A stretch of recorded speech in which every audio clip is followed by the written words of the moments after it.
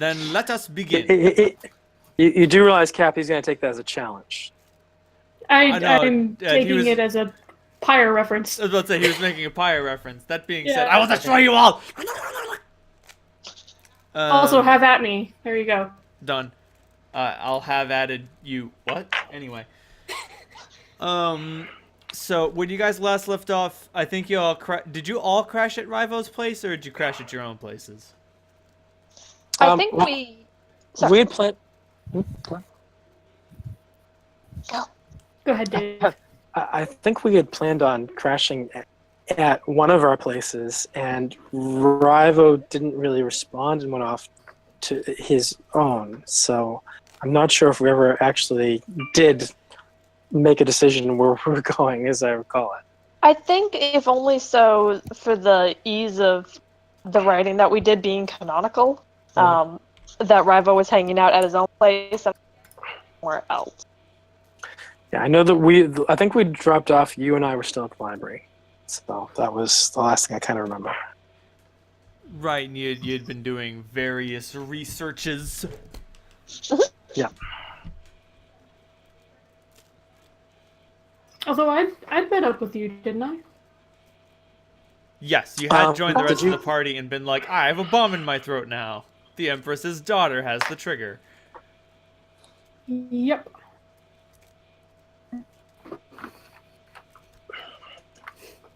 Well. And the ball that we're supposed to be going to is in how many days? The ball is in 2 days. Well, 2 days. After you guys rest, it'll be the day before the ball, and then the next day will be the ball. Okay. Gotcha. To be totally pedantic about it. I do love being totally pedantic. It's the grub in you. Out of context, that sounds terrible. Yeah. What, being totally pedantic? No, having Having some grub grub in in me? you. Oh, from a literal Yes. perspective. Yes. You don't like Australian delicacy? I don't like bugs. Just eat it. It's protein. Shut the fuck Can up it and be eat dead first? Yes. Okay, then that's fine. We're gonna I cook can't it. handle the wiggles. Yeah, the witchy grub. Anyway, for the sake of convenience, you stayed at Rivo's place. You wake up the next day and you go about your assorted tasks. Today things are a bit different. So Clem, you get a whole lot of peer pressure to conform. You're like, What the fuck? I evoke essences from the plants, and they're like, you're not supposed to do it that way. It's like well, it works. 3 human researchers just sort of like gang up on you, and they're like, you're not supposed to do it this way. Actually, you're supposed to do it this way. Well, my way works better, so I'm gonna keep doing it that way. Yeah, that's great and all, but like, it's not the right way. Who got to decide that? We did. When? Since always. Check your history, little one. That's cute. I'm gonna keep doing my thing. You guys keep doing your thing. And we'll meet in the middle. Right. You'll see that we've filed a complaint against you. Clem gives a it could barely be considered a shrub. That being said, at the end of the day, like, you do get called into the head botanist's office. Let's see how sympathetic they are to your plight. The head botanist guy is an elf, because elves. And he looks at you and he's like, hey, this is your second day. I know you do real good work. And I know that you have powers that they don't. And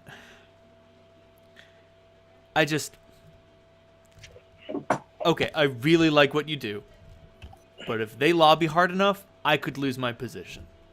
and then there's going to be someone shitty up here at the top of the food chain who's going to make you do that or fire you. Please understand the delicate position that I'm in.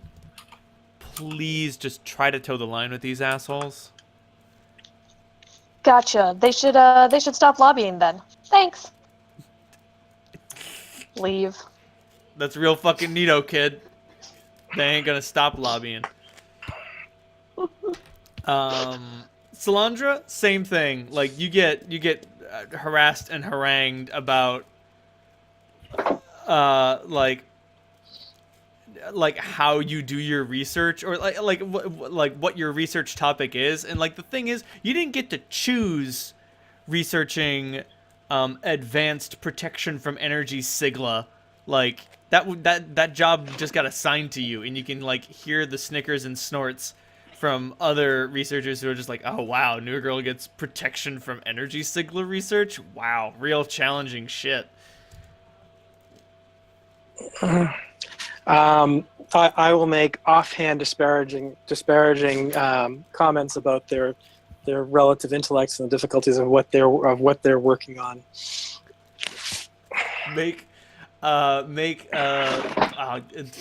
There's a charisma check in here, and I just don't know what the associated skill is.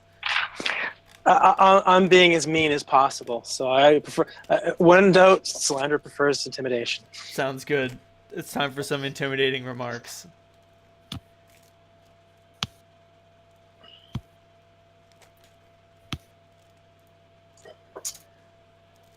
That's 20.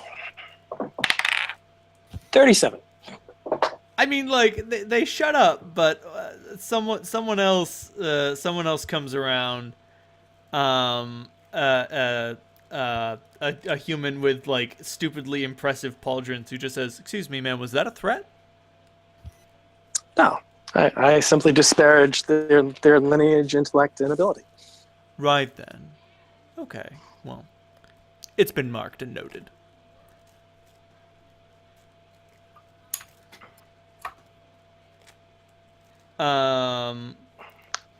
Halt your existence, Rivo. You don't experience any of this hazing. You are dealing with the bottom of the food chain here, so they have that sort of like dregs of society solidarity thing going on. You do like one of the dwarves you work with is a little chatty, and he's just he's a little annoying. I know that you're not so big on the damn words, but you know what happens when a dwarf gets in on it. And that being said, he does offer you some actual booze. He's got the real stuff. None of that synthahol bullshit.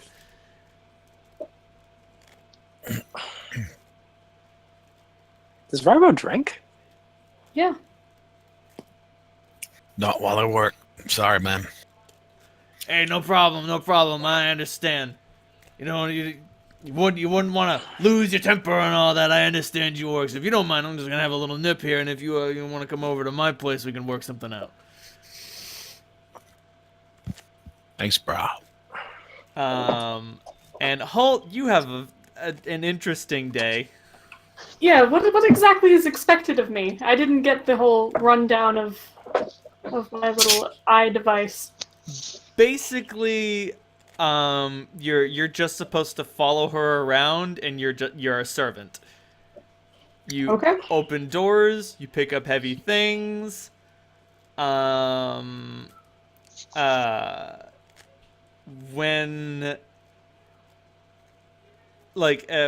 she is talking, you are expected to non-verbally assist her. So, she handles a few, a few issues, and, she explained, she's like, okay, I'm meeting with, the Minister of Energy Management. His name is Random Human Name Generator. George! No.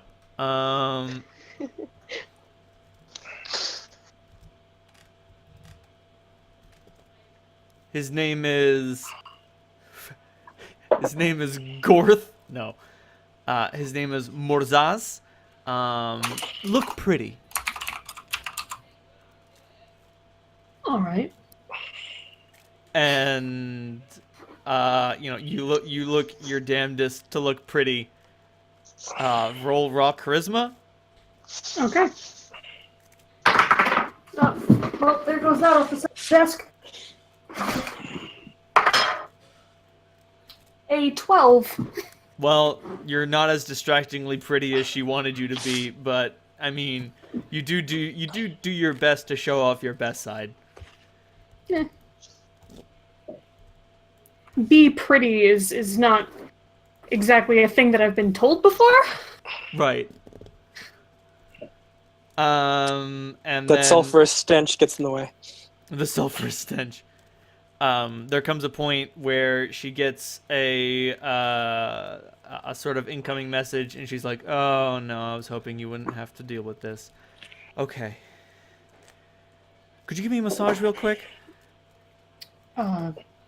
Yes. Okay, good. I need to not lose my temper. You need to understand. Bad things happen when I lose my temper, okay, Holt? Well, let's make sure that doesn't happen. She also opens up as you begin your massagery. She opens up a desk, and she's like, "All right, these are fast-acting sedatives," and she presents two syringes, and she opens up another drawer, and she's like, "These are slow-acting sedatives," and she has a small bottle of lozenges. Make a strength check to do good massage. Will do. With a 19. You pop all the tension out of her shoulders and her back, and she's like, "Okay, this is good. This is good. Now I need you to look upset, but not confrontational." Okay. It's a fine line. Holt, how do you try to express that? Is there going to be someone coming into the office? Yes. Or... Okay. I'm going to just try to keep... It's pretty easy to do because of the nature of my demonic-looking face, a kind of a scowling expression. And I'm just going to be like... I don't want to make eye contact at all with the person that is going to be coming in. If anything, I want to try and act frustrated at my position as a manservant and not at the person that's coming into the office. Okay. So another ASMR comes in, and she is lavishly dressed, and she looks extremely upset. And she just says, "Vendraz, we are running a utopia, not a stray dog house," as she gestures to you yourself, Holt. And, Vendraz responds, any of those who enter the staging area and are sponsored by a family are permitted to acquire citizenship. And Vate goes on, "Yes, but that does not mean that we have to offer it to every person of monstrous countenance who comes through the door. More so than that, you're going to hold a ball in their honor? Are you insane?" And she says, "I cannot be held accountable for what my father does. He does what he wants. I'm just an executor of his will." And you can see a vein just sort of pop in her head. Vendrez's head, I should specify. And they just keeps going, and she's just like, it's just an onslaught of just petty petty complaint about the new kids on the block and aren't their clothes so dirty. Holt, make a charisma check with a +1 bonus. Okay. That'll be a 21. Okay.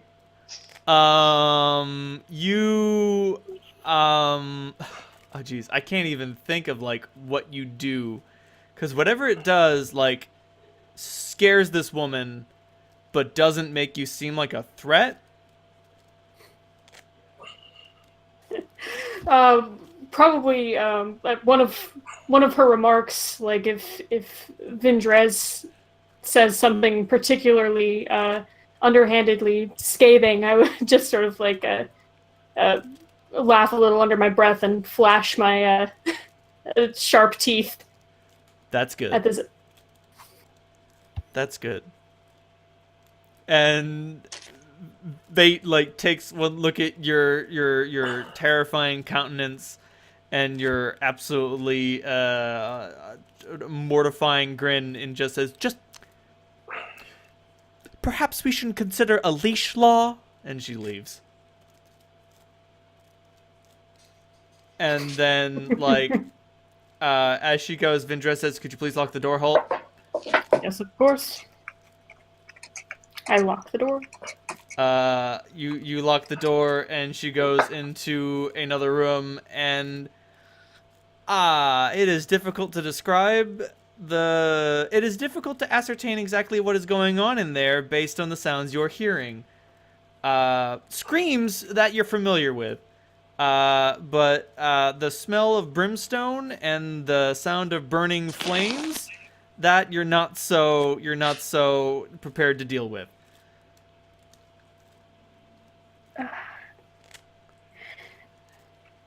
Can I knock on the door? I mean, do you want to do that right now?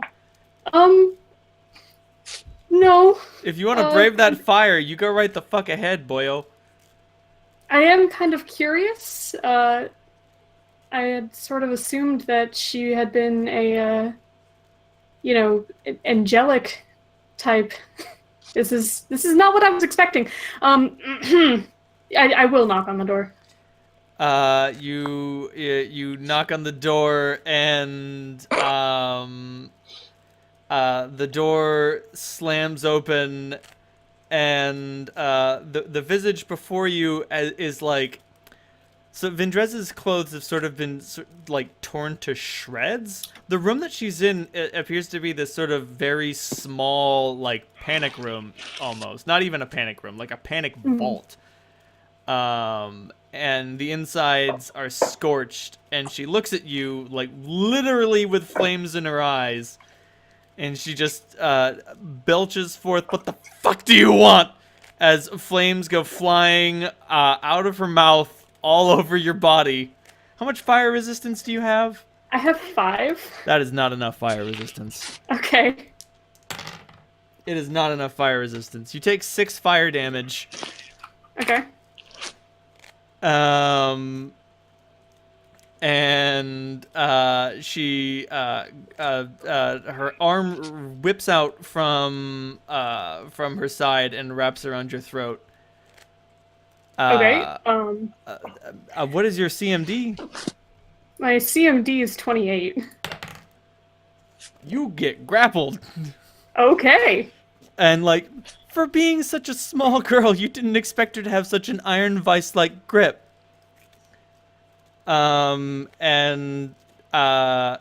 What's her lift weight? Holt, how much do you weigh? A bit over 200 pounds. Okay, I've got some bad news. She picks you up off the ground. Okay. And rams you up against a nearby wall. As she snarls, "Can I have a little private time?" Yes. I'm trying to I grab at her wrist because she's fucking choking me. The thing is, like, you can pick yourself. You are strong enough to pick yourself up by her wrist, as she is strong enough to pick you up by your throat. Oh, great! Awesome. I didn't know how much agency I had. Then yes, I will lift myself up so I can talk a little bit. Just tell her, like, it sounded like you needed my help.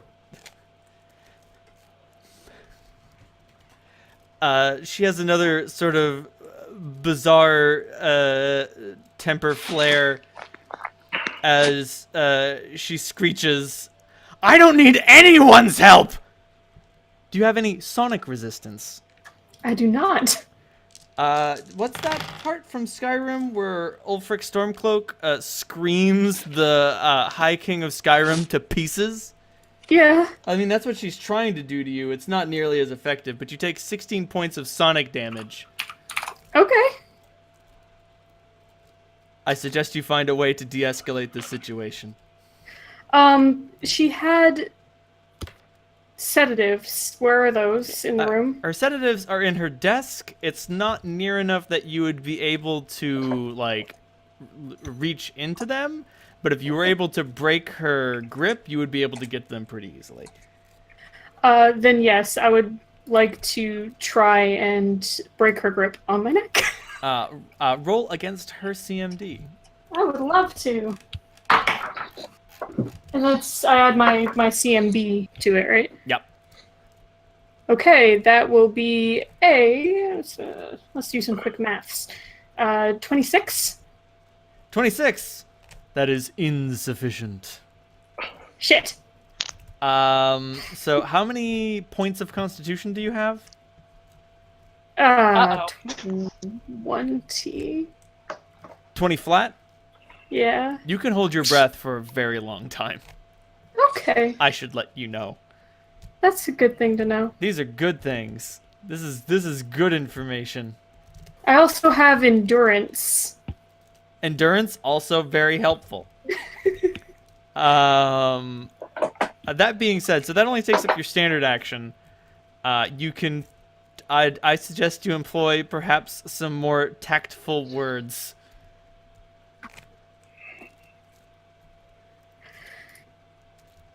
Are you really going to let that stupid, stuck-up person get you so upset? Ooh. Control yourself. Make a diplomacy check? I will do that thing.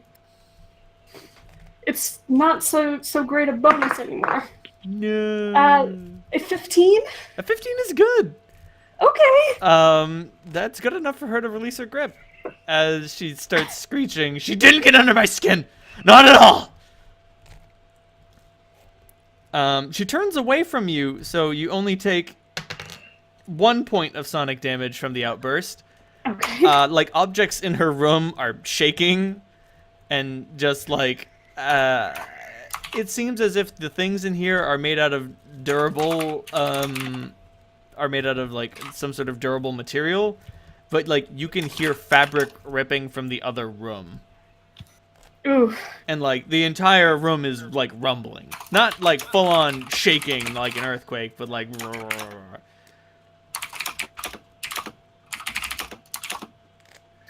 Of course she didn't get under your skin, but I'm not so dense as to not notice. You could cut the tension in here with a knife. I'm edging towards the desk.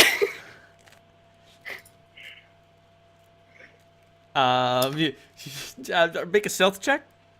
Okay. Shut up! I actually have a positive bonus to that now. 16. About to say, she's getting huge perception penalties just because of the state of her tantrum. She doesn't notice you going towards the desk. And, like, she leans up against the wall. She leans up against the wall, vomits, and then starts punching herself in the head. Alright, well, I'm going to take that distraction for what it is, and, which drawer was it that she, had the syringes in? I don't know, Holt. Which drawers were the syringes in? Fuck it, let's try the center one. Okay, you got top left, top right, bottom right, and center. So you open up the center desk and you're looking around for shit, and, like, all you find is, like, stupid office shit. You're like, stapler, papers, fancy pen. That. Top The right. ring seal. Fuck. And she's top right. You start searching through the top right drawer, and that's still, like, nothing of note. At which point you realize it wasn't vomit that came out of her mouth. It's magma. It's burning a hole in the floor.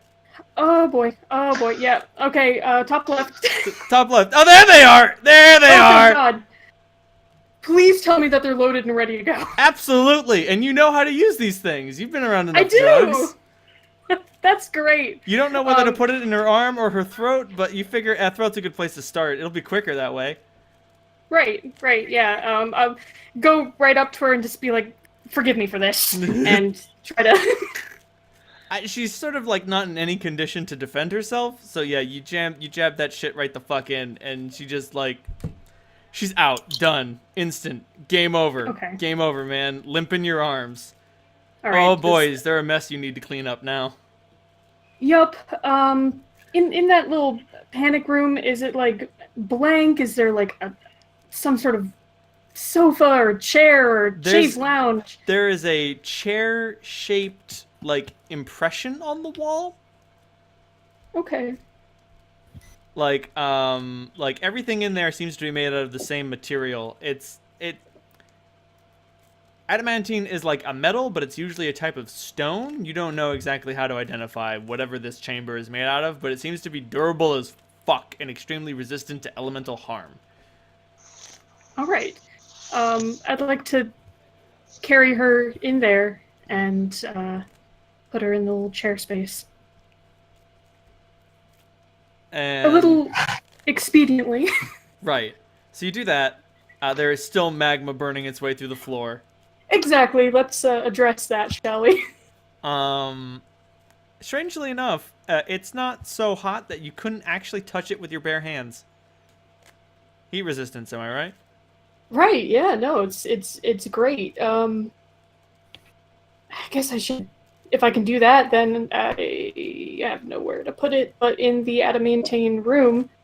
I mean, it's So better than where it is.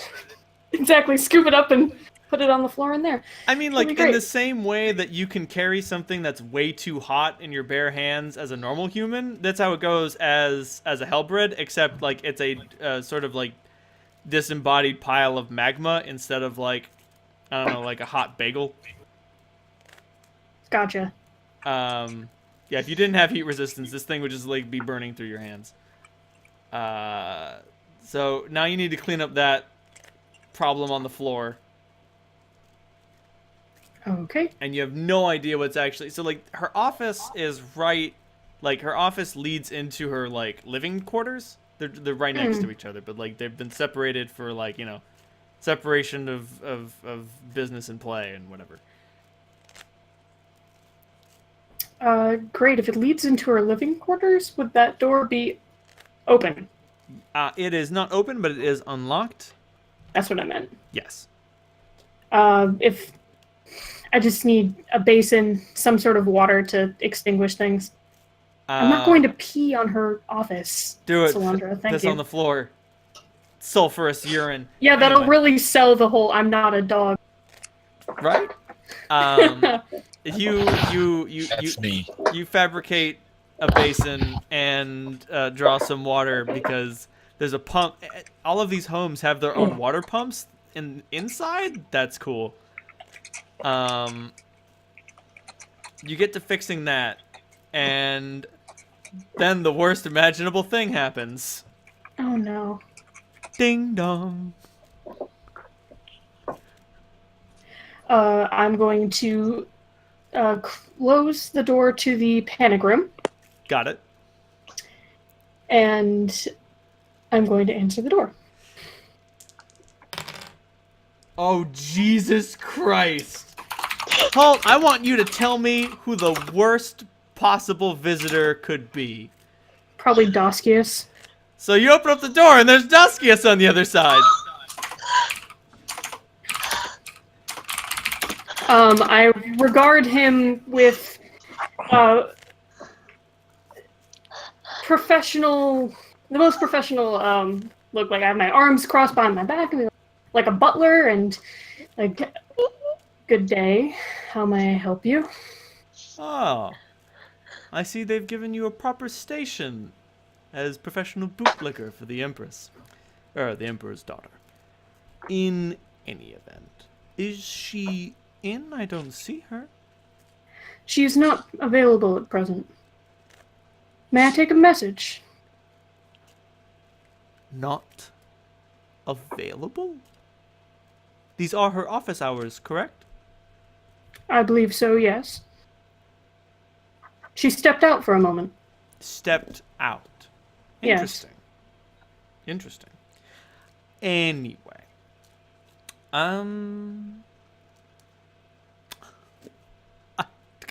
Clumsy me. I come down here. I can't even remember what I came here for. I'm certain it was very important. I'll be back later. Good day. And I... And before you close the door, he gives you, like, the most... What's the word I'm looking for? Like, most insulting pat on the head you have ever received. Am I taller than him? Does he have to reach up to do this? You are taller than him.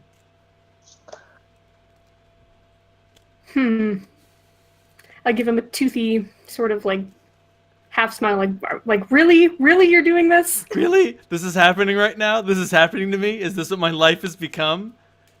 And he strolls away. You know what? He doesn't even stroll. He saunters. This motherfucker saunters away. Ooh. Okay.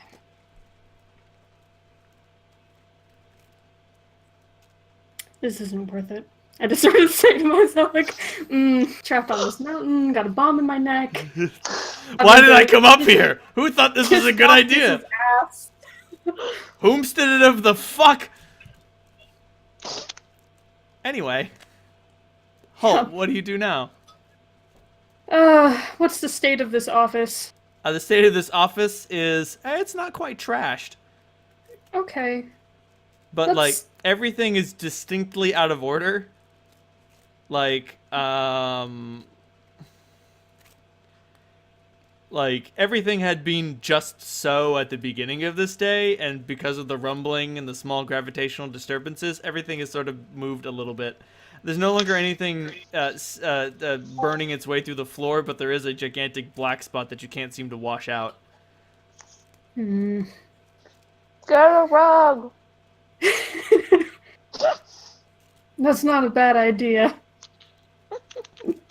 But who else is supposed to? Does she have any sort of schedule on her desk, or would she have shared it with me via my little computer device? Oh yes, that makes sense. She has a schedule. She has a few more appointments for the day. Daskius was an unappointed visitor.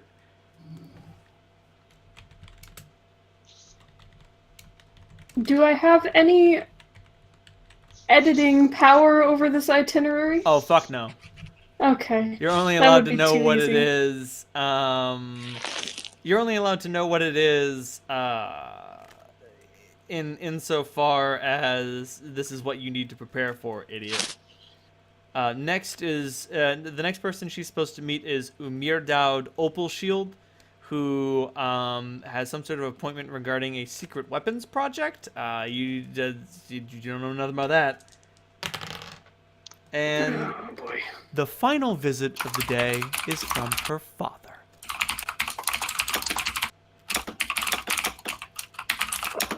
Oh, dear.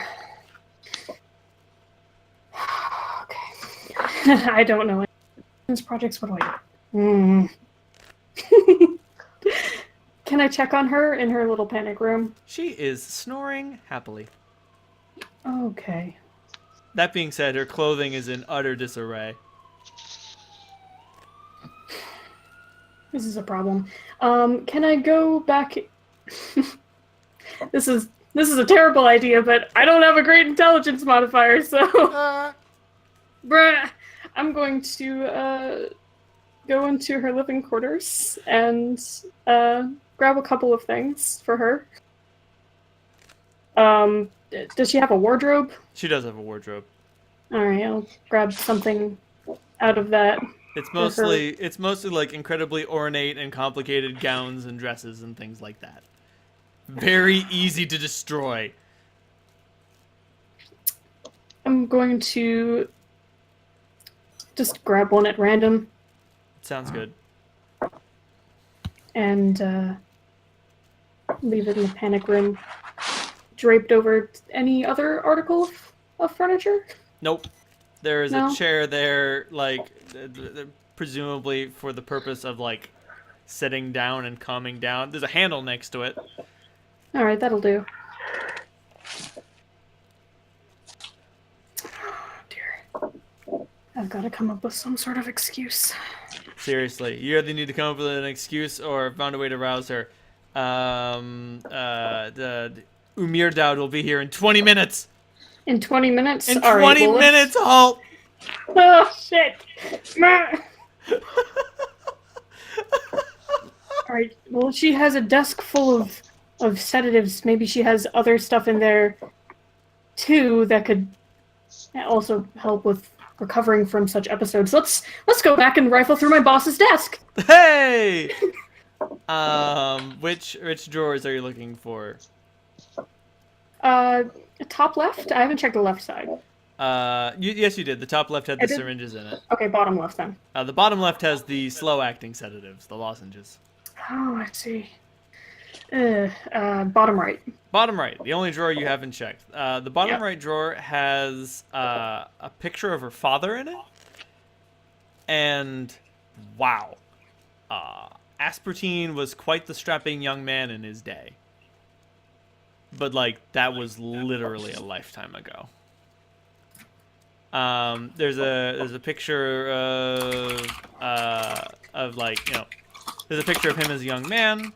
There's a picture of him like acquiring the throne as emperor, and like you can tell that his coronation is it does not take a genius or a masterful manipulator to tell that his coronation is like it's like the onlookers are clearly happy to the point of fear.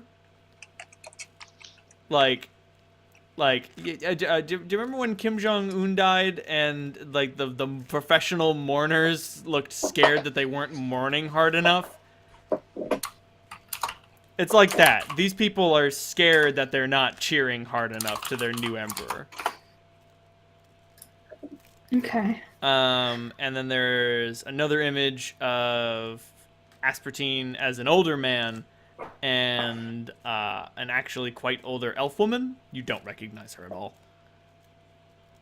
And then there is an image of a positively ancient Aspartine with it was a candid photo taken by, like, you can't even tell who took it, but he's got like an infant in his arms, and he's just doing imperial things.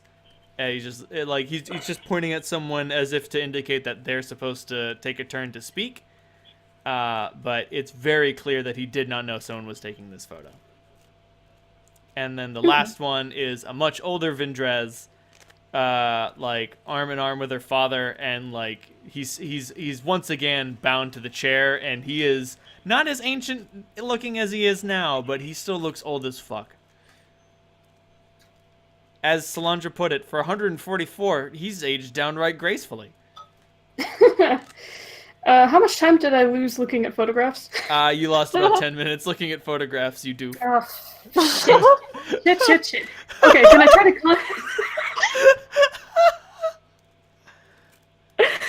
Can I close all of the drawers and try to contact someone on my fancy headset? Yes.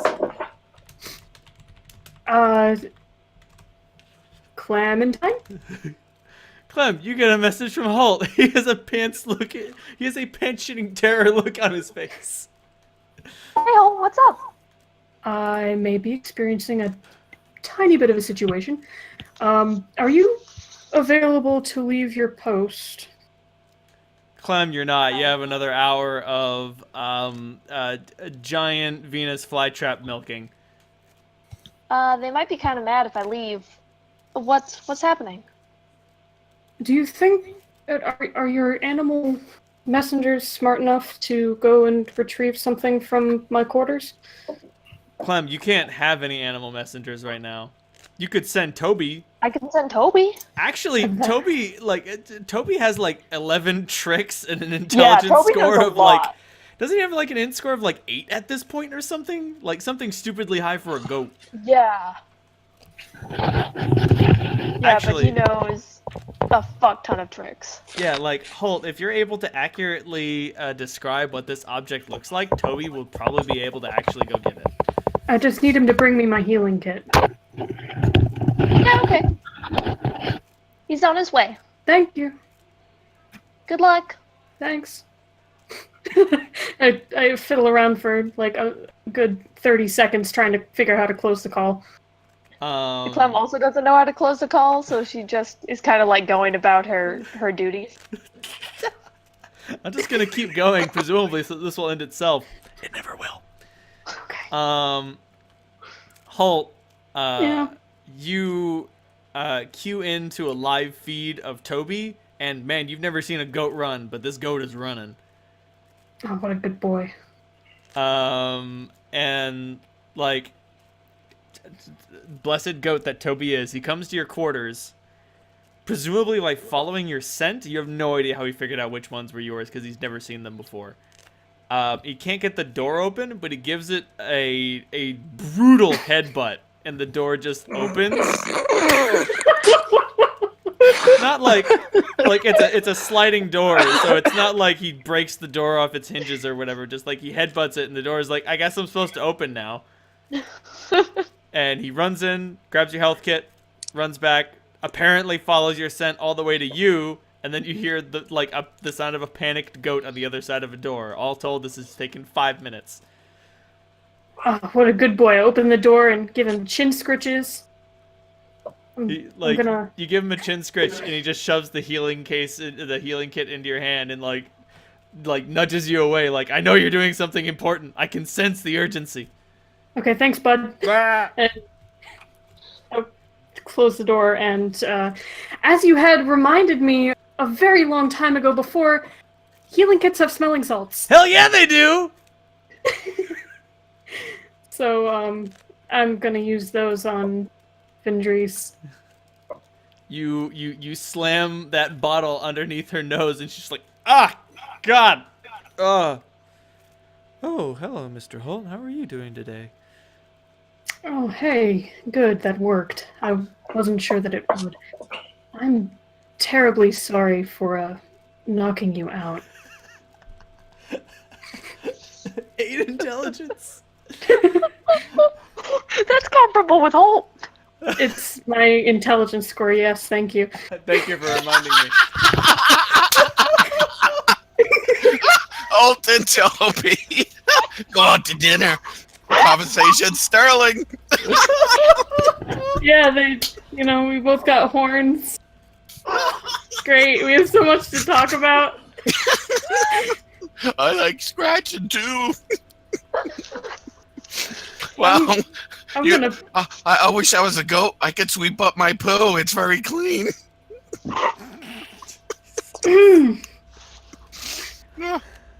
Thank you. I'll remember sorry. this. I'm blaming this on Rachel. One of the standing jokes in Critical Role is that one of the characters is a 6 int. When he gets polymorphed, into a giant eagle, he actually has an intellectual epiphany going up to an 8. Oh, Jesus. Nice. So, Holt, you can tell. Make a heal check. I don't fucking have that anymore. Let's say, don't include your kit's bonus for this anyhow. A 2. Everything's fine. She's awake. Yeah, no, it's all good. I'll have to go mute again because I'm laughing too hard. I will retrieve the clothes I had gotten from her quarters. I didn't. You gesture to them. They're on the handle in the panic room, and she looks down at herself and she's like, oh boy. Yeah. All right, give me a hand, won't you? And like she tries to stand up, and she is having a very difficult time of it. Yes, of course. I offer my arm and help her up. I don't know if you've ever had to help a drunk person get dressed, but it's Yes, I have. Yeah, no, it's a whole affair. It's a whole to-do. It's difficult. It's much better when you have, a bed or something that they can kind of sit on and dress them. And like, And some clue how the clothes work. right. Yeah.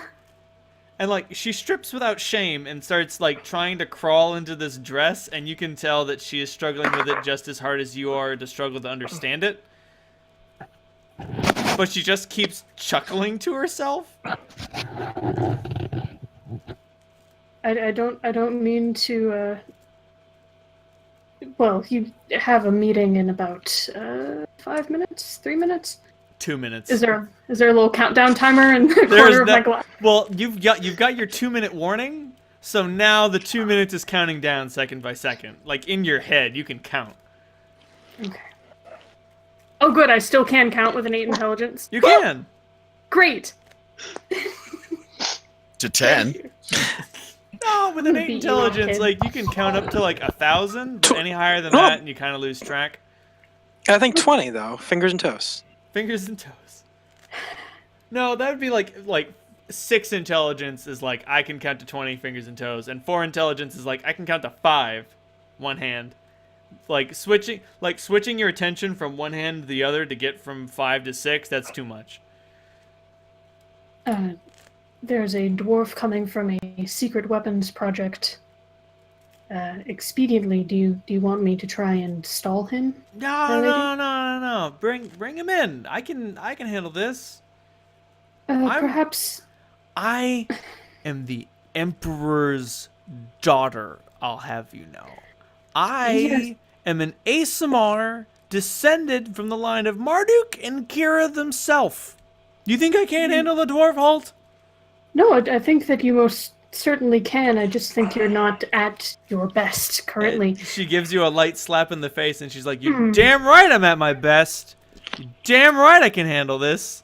Like, Okay, not a then- super hard, like an almost affectionate, like pat on the face. All right, then let's get out there, shall we? Yes. Her dress is like not very well fitting. And she like slams into the chair at her desk, and she looks out around at all at her desk all in disarray, and she's like, oh no, no, okay, and she like goes around like trying to fix it, and like like as soon as she gets like some of the tchotchkes up, she knocks another batch over. Can I try to catch? Yes. Okay. That being said, you can tell, like, this is painful to watch. Yeah. It's like watching someone try to fill a sieve. Like, it's 2 step forward, 1 step backwards. And you're like, please, just no, And the dwarf enters, and she's like, oh, hey! And he's like, Vendrez, I wanted to talk to you. We need to reopen the Half Golem project. Steel is stronger than flesh. That's just an objective fact, Vendrez. And she's like, that is an objective fact. Halt, can you confer? I can. Confirm. You know what? That's all in canon. Can you confirm? Confirm. Steel is stronger than flesh. Certainly, I definitely get many benefits from wearing armor made of steel. And she just gestures to Halt, and she's like, you can't beat wisdom like that. And the dwarf is like, you can't. And then she's like, all right, so Half Golem project. Okay, wait a minute. Wasn't there only one success? And he's like, well, that one success is a sterling shine of hope to the project. And she's like, oh. Yeah, I guess that makes sense.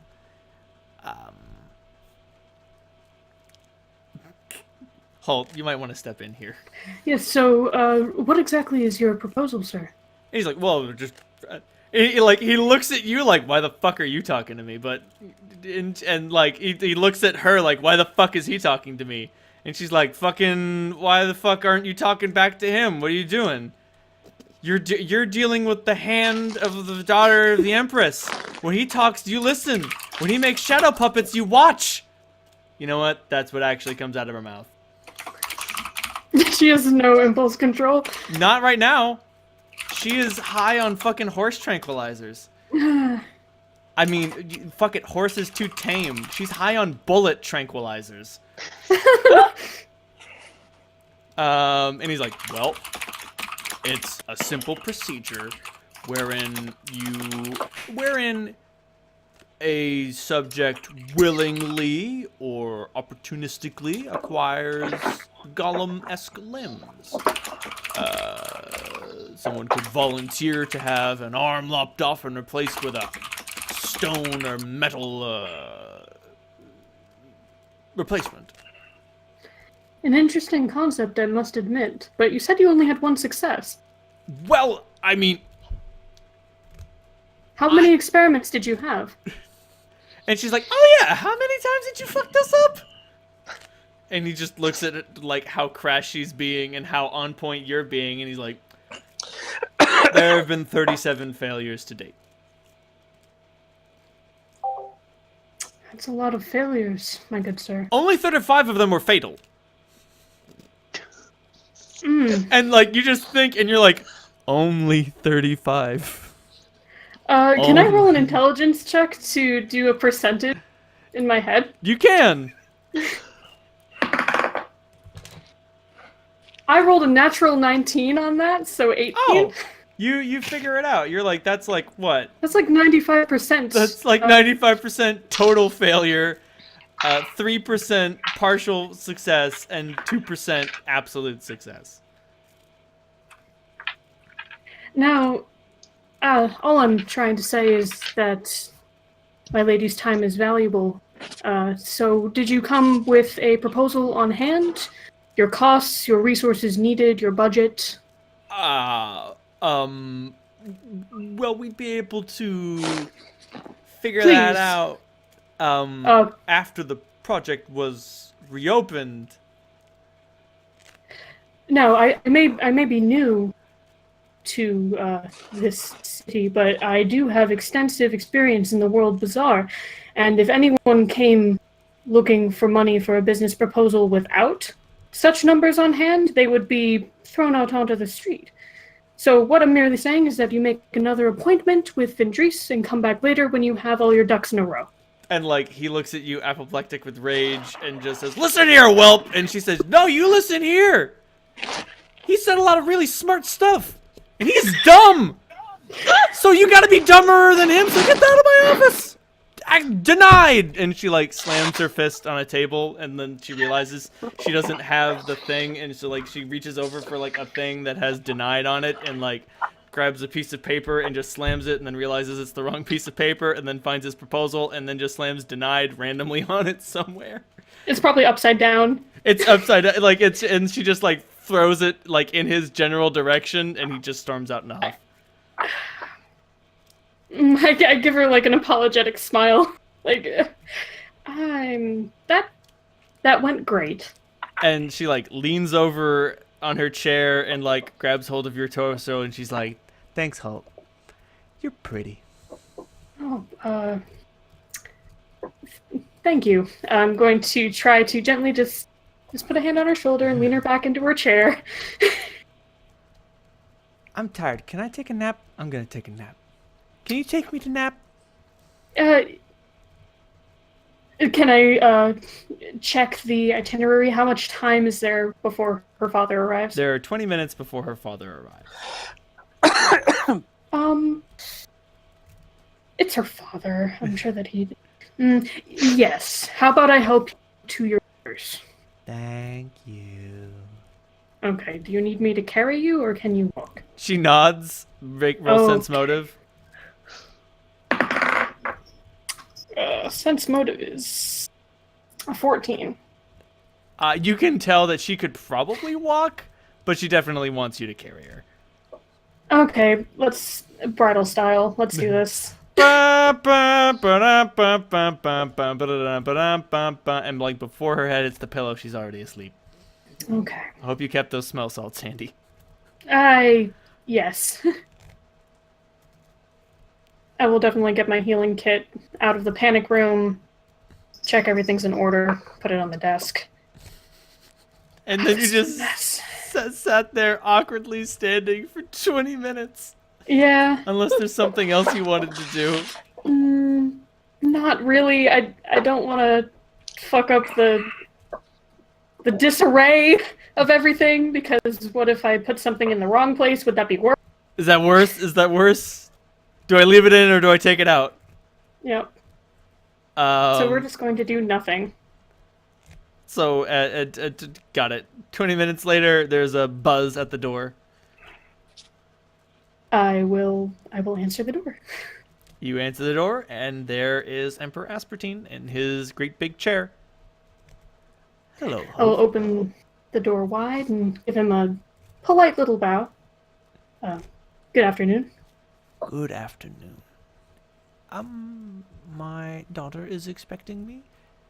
Yes, she is. There was a small incident earlier today. I had to, I shut the door. Did you take him in? Yes, of course. I'm expecting the chair is like hovering in as I'm talking. Yep, got it. I had to make use of her medicine. Ah, I see. Yes. Please She's do try to keep that under wraps, Holt. You need to understand, there are only a very few who know about her condition. And if it were to become widespread knowledge, that would be bad for her. I can imagine. I shouldn't be telling you this, but I'm going to anyway. She used to have one of those gas bombs like yours, but I had it removed. Oh, Obviously, I see. tell no one I told you that. Of course. And just know that she slumbers safely. Well, I had a very important reason for this appointment, Mr. Holt. I seem to have forgotten it. You know, when you'll get to be my age, mind like a sieve, in one ear, out the other. You know what I mean? I can imagine. Well, I'll assume that whatever business it is that we were supposed to have, it was completely unimportant and insignificant, and say that my daughter deserves a nap. Very well then. That being said, he does float towards the door to her quarters. Oh, yes. May I see her, please? I get the door. You get the door, he floats in there, and she's just like, Daddy! And he's like, oh my goodness. I look kind of guilty, did I... Was it too much? He puts a hand on your shoulder, and dear God, that hand is so brittle. You feel like if you flex the wrong way, it'll break. And he's like, you did the best you could. Okay. And he just floats over to her, and he's just like, now, kitten, did you have a little temper flare? And she said, and she just nods, and she's like, mm-hmm. And did Holt give you your medicine? And she just shrugs because she doesn't remember. And he's like, I'm going to say yes. Now, you take a little nap, and when you wake up, remember everything's going to be all right. And she's like, and just sort of muses off to sleep. Okay. Please understand, she's brilliant, incredibly powerful. But perhaps a natural birth wasn't such a good idea. In the end, I'll never know. I'll never know what's the matter with her, because we cannot divulge that anything is. Good luck, Mr. Holt. Yes. I suppose I'll be seeing you. I'll get the door for him and the door to the office as well. He just floats out. It is several hours before Vindrez awakes. And when she does, she's back to normal, and the look of her eyes closed tight shut. The look of disappointment is plain on her face. A few tears stream down her cheeks, and she says, "It happened again, didn't it?" I suppose so. I thought I could handle Vate. Thought I could handle it this time. But something about seeing such an entitled ASMR really gets under my skin. Oh, it wasn't that bad. She crawls out of bed and she opens up the door and just gestures to the former flaming pit and just says, "Not that bad." It didn't completely burn down. And she gestures to her totally ruined desk and all the things on it. Not that bad. Well, maybe next time when you are expecting a call from Fate, you preemptively take one of those lozenges. Fine. And she hops to it, putting all of her shit back in order. I'm going to try to watch her as she puts things away. You figure out the configuration of her desk and all of its stuff. Okay. Excellent. I'll be able to help better next time than just standing here doing nothing. She looks at you and just says, "Take a few hours off. You're dismissed." All right, I'll give a little bow and start to leave. Meanwhile, back on the outside, y'all complete your daily tasks. You've earned like another day of, like, that's the thing. You've got to have some sort of personal drive here in the Chosen City because like you work for like 5 hours a day doing weird esoteric shit that you don't really understand the full implications of unless you get higher up in the political food chain, and then you basically just have like 12 hours to fuck around. Which is pretty cool. Essentially, they're Americans. Yeah. That being said, Clem, did anybody give Grub any special tasks? I don't remember. Wasn't he working in, like, the hangar? He was working in maintenance. Yeah.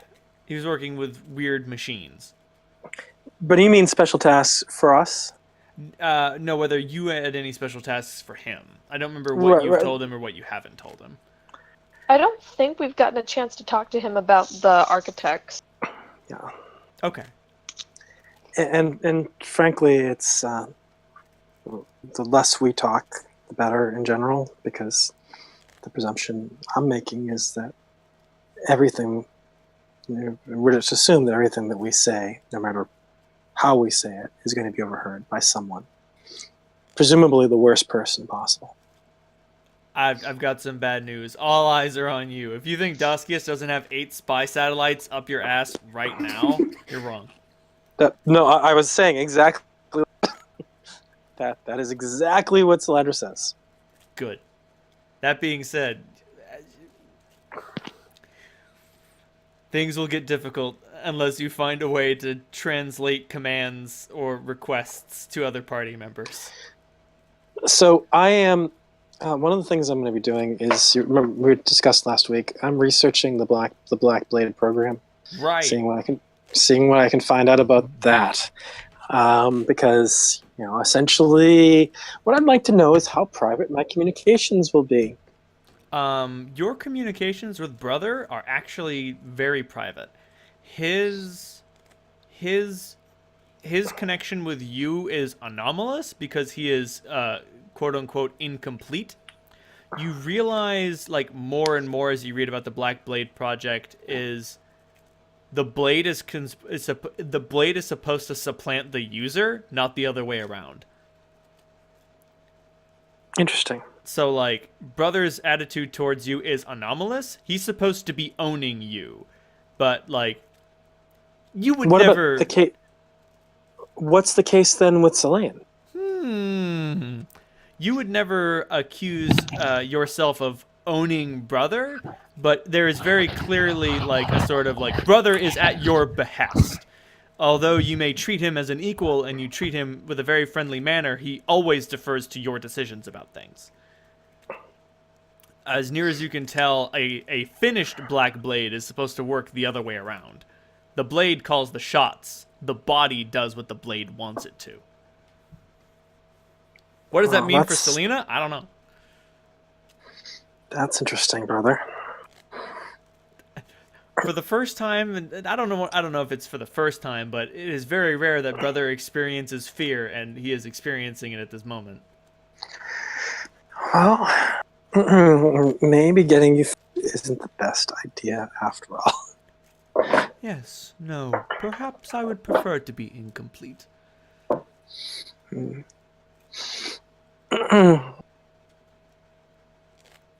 I prefer the friends and family plan, I think.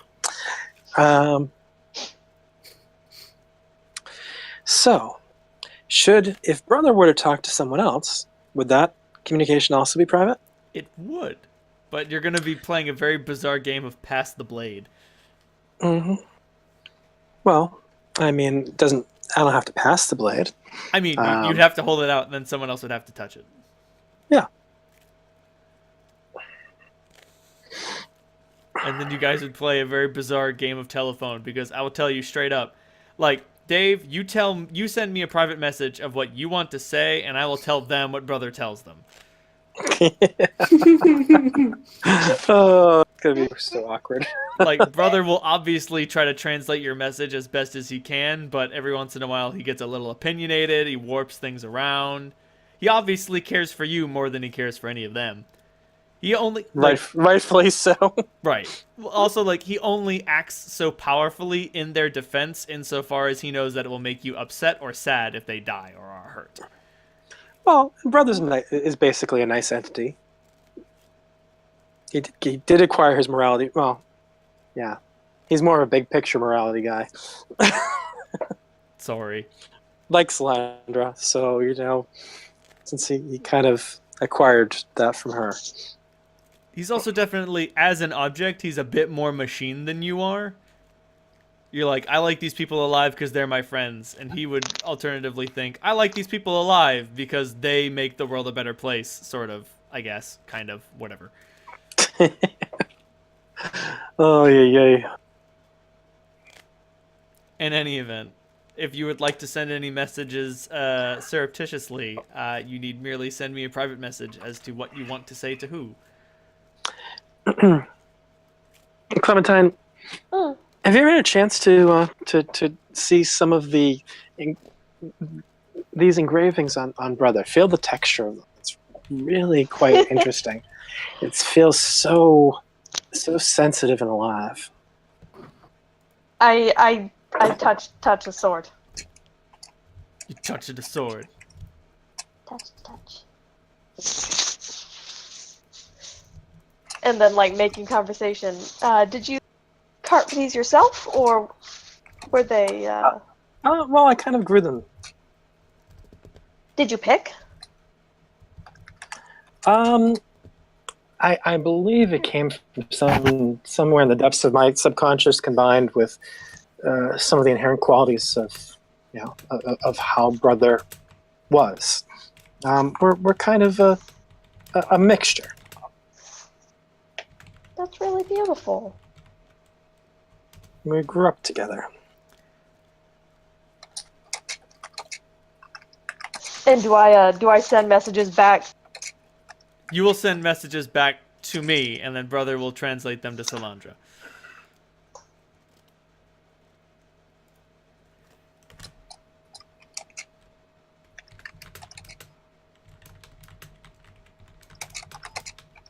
And then she smiles at the because she's not sure how to. We didn't get all that love. Oh, so Clementine smiles at the sword because she's not sure how to send a smiley face to brother. I should mention, you guys all show up at the Bear's Ale House. That being said, the creature on the sign outside is definitely not a bear. It looks like some sort of blurry. It's like someone drew a bear, only having heard the description of what one looks like. Having never Clementine actually is seen irrationally one in upset about this. Like, the bear's got like 4 eyes, and like its mouth is way too big, and its torso is way too short, and you're like, how'd they fuck it up so bad?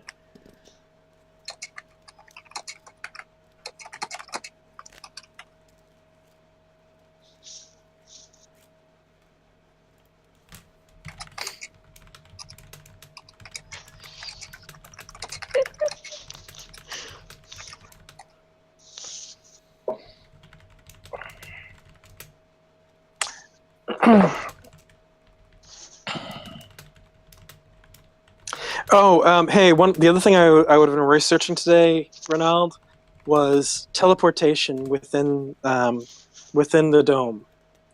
Is it all teleportation that's blocked everywhere within the dome, or is it only teleportation into the dome or into and out of the dome? You can teleport within the dome and without the dome, but not from out to in or in to out. Okay, that's kind of what I was expecting. So that's good to know, since I have teleport and dimension door nowadays.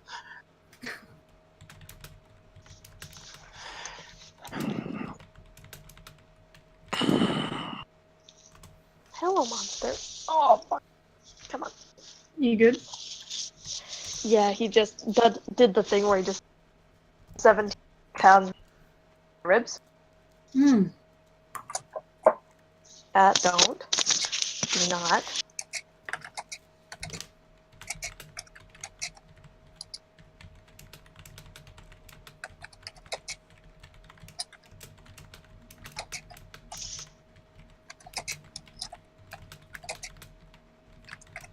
What, baby?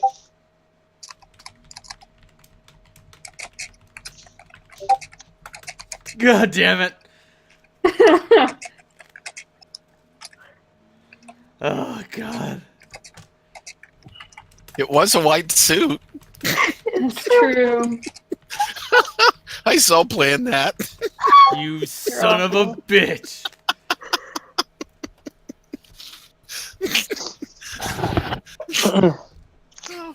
You absolute monster. Yeah, I also had to do some research into like the dance. Slender actually has a good dance skill. It's a requirement for her dervish dance. Oh yeah, that's cool. A skill I have yet to actually use in context. There's no way I can learn enough dance in one day to make up for my short legs. So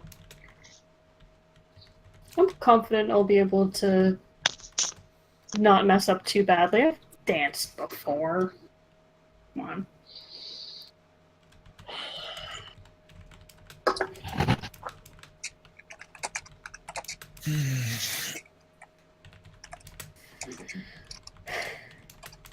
Clementine, you look bothered. they're a bunch of bullies. Hmm. It's like, if I'm doing things the way that's working, why change it? They're jealous. I agree. You ever notice the food here tastes really weird? No. Grub comments, I have no idea what you're talking about. One of the unique characteristics of Brother is that if you notice, he's very warm to the touch, almost like flesh. He is warm. And he has a certain vibration, almost like a feeling of life to him, which is appropriate, since he really is a living thing. I'm not saying I use this for any sort of purpose. I'm just pointing out an objective fact. This is just the objective fact of his skill. Yes. Yeah, Brother is very unique. Can I sense motive? Roll it. Is innuendo still a skill? Halt! You can fail it as well. Yep. All right. I only rolled a 9, but seeing as you're coming out and saying it, I'll touch Brother.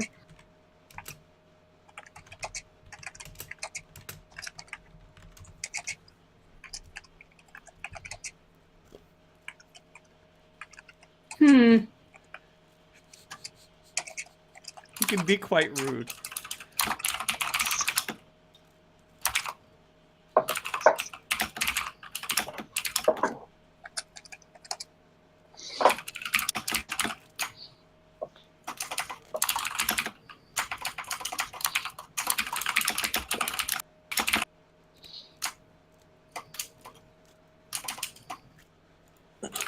Ooh.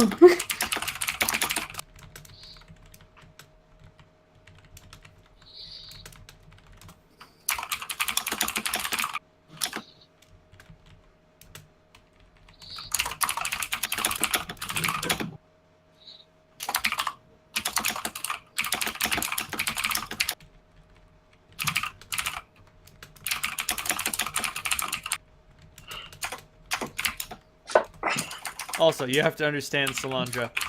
Brother doesn't understand people too well. You all look the same to him.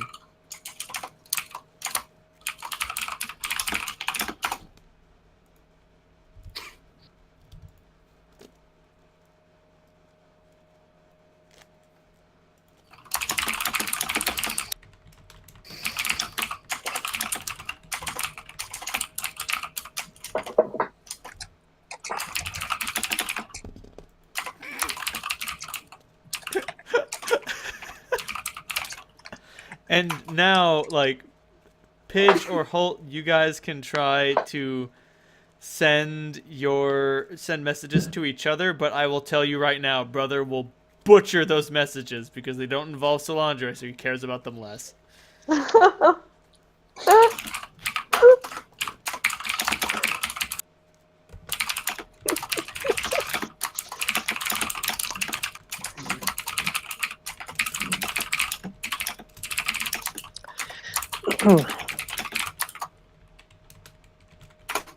All right, brother's not Toby. That probably doesn't need to be stroked quite so much. Oh, you like it, huh? Okay, that's all right.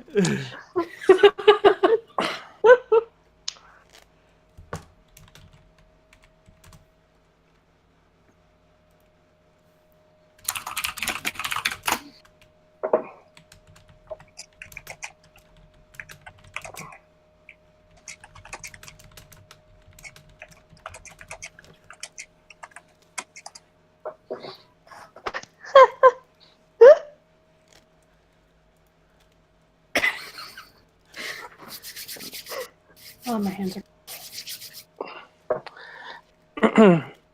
Is Riva around? He's Yes. tearing it up in a dance hall, I'm isn't about he? to say, Rivo is learn how to dance right now. That's tomorrow, isn't it? It is. Hmm.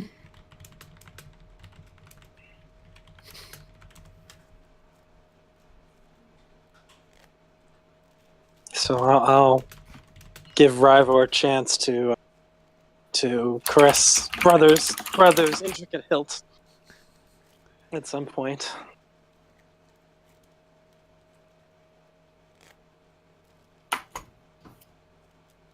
The Grub looks at all you guys doing this and just like looking at each other, and he's like, "All right, what the fuck are you guys doing?" And then he grabs brother, and he's like, "Oh, ooh, yeah, he feels real great, Sal."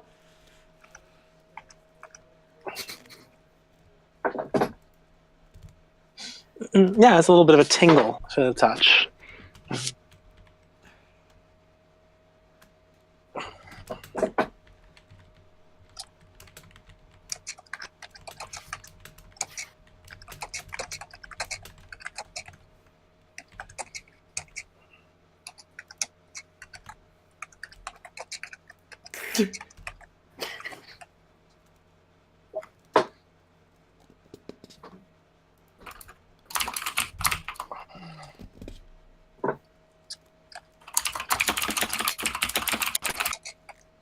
What the hell, Grub? Grub?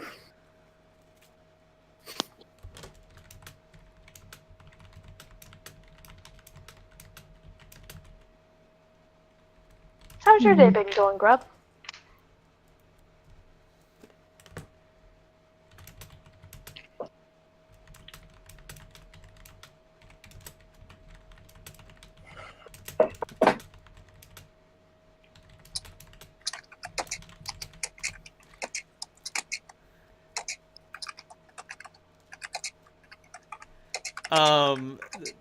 Anyone who wants to figure out the Tinkerer wants to know what his score is can try to roll wisdom to try to figure out what that is supposed to mean. I got this. Just flat wisdom. Yeah, I got a 5. I don't have a fucking clue. you have no idea. 17? You can't parse this bullshit. Is this something? I haven't heard this. Don't I worry guess I about don't it. He roll. didn't mention it to you. Anything with a 17? Yeah. Oh, sweet. I hear typey noises. Ah, thank you. Brother is trying to play telephone between 4 different people. The more people you add, the worse this gets. Also, as I said, any messages that aren't from Salandra or to Salandra get short shrift. It seems fair.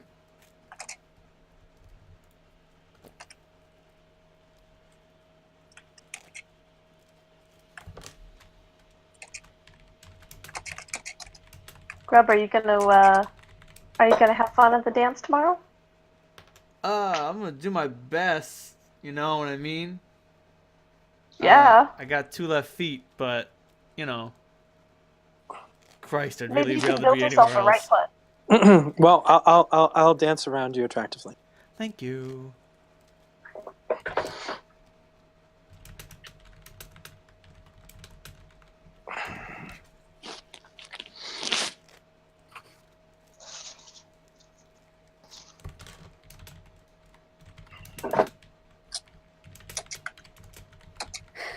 So have any of you tried to acquire any new gear here? I'm not exactly sure how commerce works. most common things can get replicated, so I can show you. I can show you how to do that. It depends on what the fuck you want. I think the point I'm trying to make is my current dress is a bit singed Oh, to wear to a ball. yeah. Salandra snaps her fingers. And it cleans up. It doesn't unburn. All right. Well, we can make you an exact copy of that, or we can make something more elaborate if you want. Do you want to be inventive? I don't see why not. All right. I think Never had a I've chance to. I think I've mastered these fucking machines, but I'm sure Grub can do well. No, I wouldn't trust Grub making clothes. Second thought. Don't. Anything else, Grub? You'd be my first person. But yeah, To be design. quite frank, the magical items that he makes for you are simple and elementary in design. You guys will not be winning any style contests with the shit that he has made you, but it works Yep. Exactly, and that's what's important. as an adventurer anyway, not so much as a politician. Yeah. Oops. Anyway, It I seems mean, I like can a I can show you what I have prepared, but I did it largely to kind of fucking shock them. You've noticed that they're super conservative, right? Oh, Yeah, they're so repressed.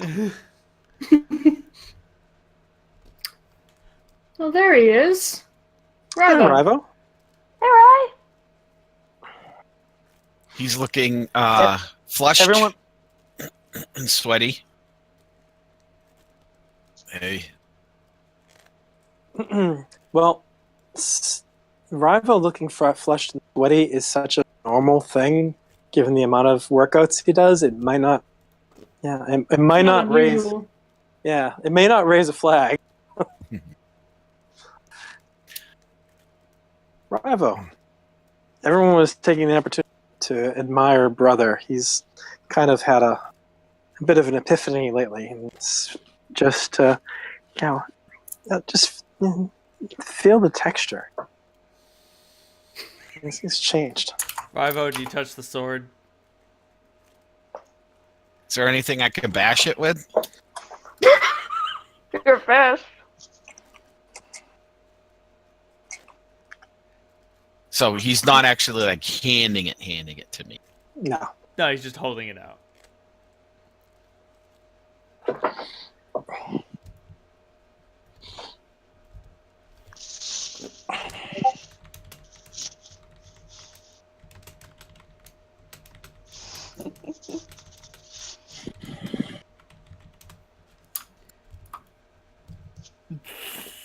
Shifty eyes. So, looking unimpressed, I jab my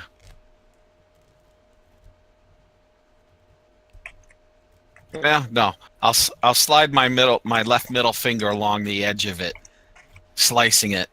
Yeah, so it's sharp. You hear a little voice in your head.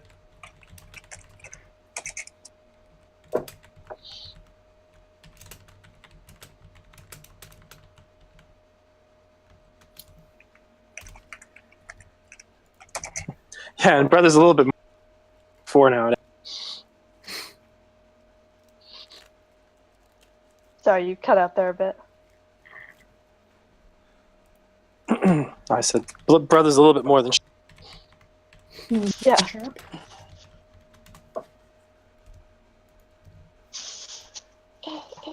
Communication. Yeah, that's a spelling. I understood.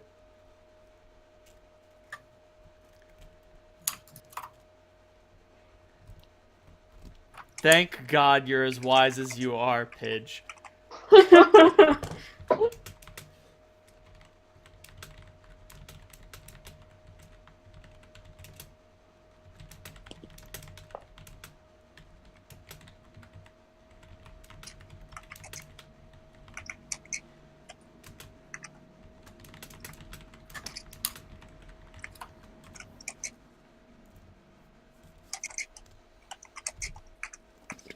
I wish I could put this in the general chat.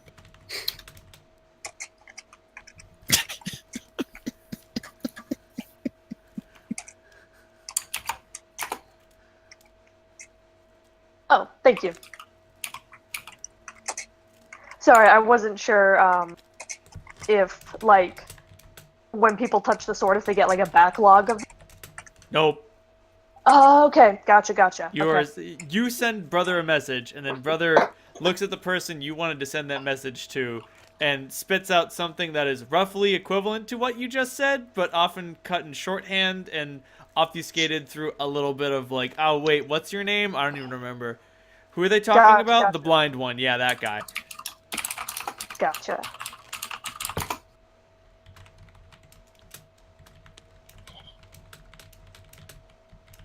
Well, Not even a snort, Reynold. I thought that was funny. I thought it was funny. Don't bother to talk to me. so just for the record, brother's intelligence is 16 at the moment. Wow. Yeah. His wisdom is 12 and his charisma is 12. So I think he is the most overall mentally apt person in the party. I think that is correct. I think he has, if you added up all of his mental attributes together, they're higher than any other person's put together. I mean, because Grub might be smart, but his wisdom is low and his charisma is trash. Yeah, it depends on whether you count Slender's headband or not.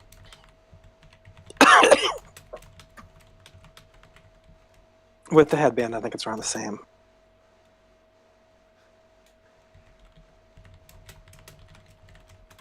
Otherwise, she's just... Mentioning Solandra's name in the messages, so brother will pay more attention.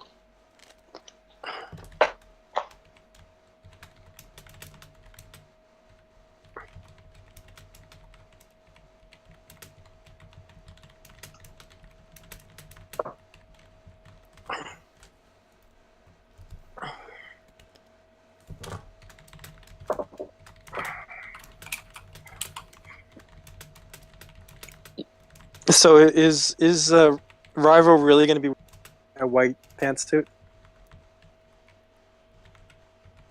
That's the question.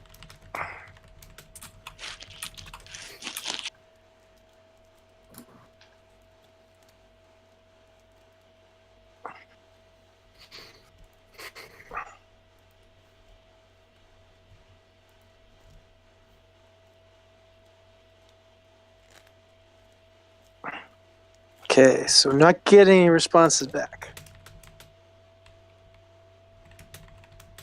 From brother or Yep. Brother's been really quiet.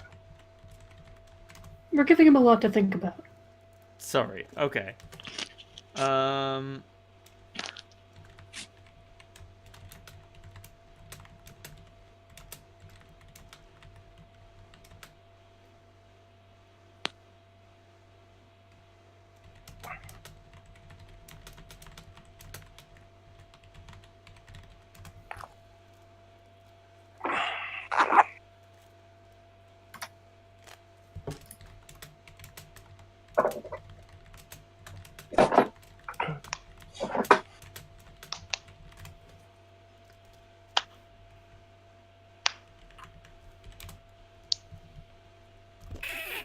I'm having too much fun with this.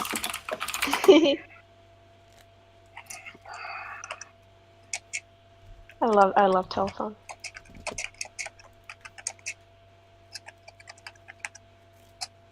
I'm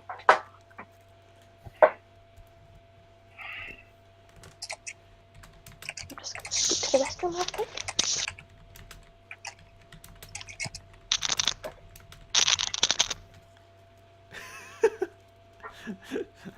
Don't be a dick, brother. You are literally incapable of preventing me from doing so.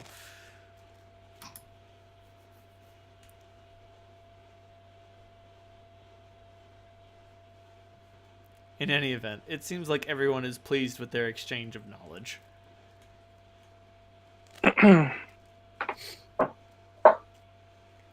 Does anyone else have any other sort of side projects to get into before the ball begins tomorrow? Just clothing fabrication.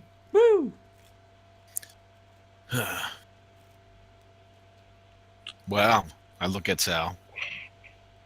What do you think? We get along.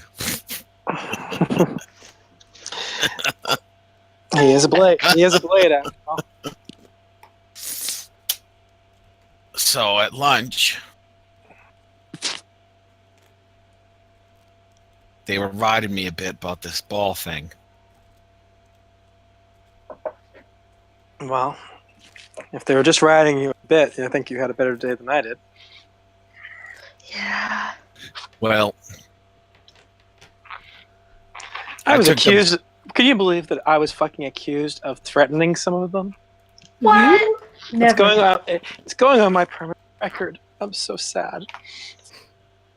You're never gonna make a career of academia, Salandra. I'm Fuck. sorry. Well, I Well- actually... I prefer independent research anyway. Right, go on. nothing. Forget it. No, what's up? I did something smart. Take this dude out of the bag. Do it. There's some blinking. I learned how to dance. What? That's Oh. awesome. And this is the white suit, huh? It looks something very much like that, yes. This is fancy. Well, we'll make an interesting visual. You're gonna look so nice in that.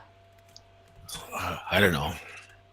Dance teacher said it would be okay. She liked me. Said I was a fast learner. Hmm.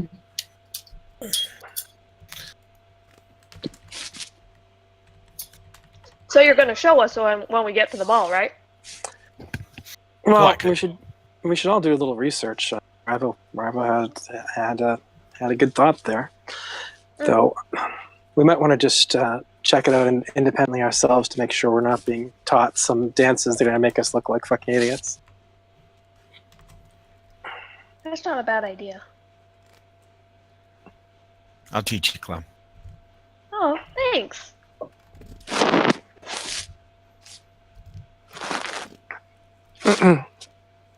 Do you guys want to see my outfit? Oh, yeah, I do. Are you wearing a So- dress? Not exactly. Let's see. So it's that outfit that I described the other day. Mm-hmm.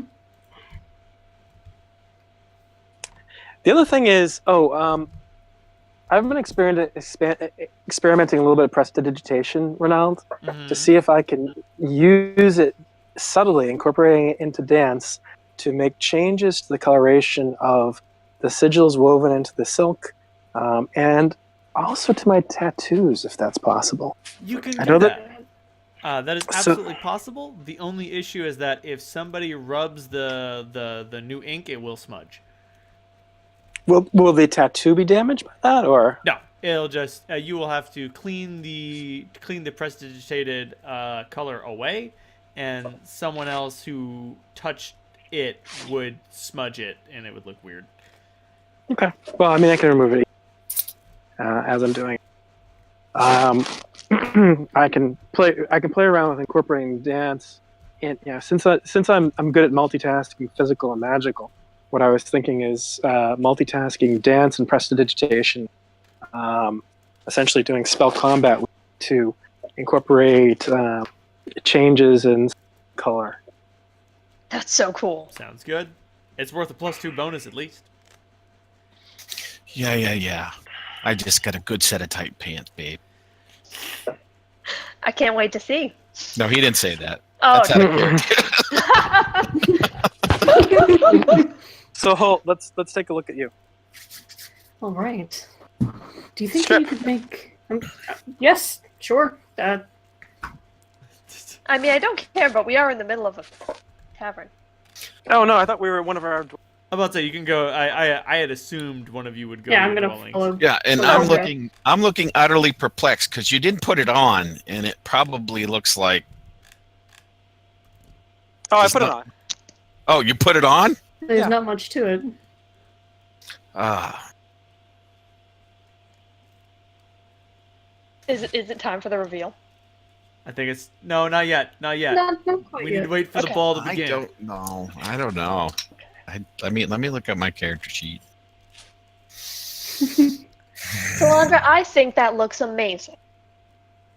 And you are definitely going to turn some heads. As long as I shock the fuck out of them, I'm happy. I think it'll have that effect. Yes. All right. All right, so when let you me come guess, out in it, you're going Holt, for conservative and respectable, right, Holt? Very much so. All right. Need to represent my boss well. Which one? Oh, okay. That is the question, Heyo! Solandra. Talk about divided loyalties, am I right? So I'd like to fit in with the chosen aesthetic, very conservative dress, but do you think that you could put into the pattern on the cloth Gemma's symbol on the back?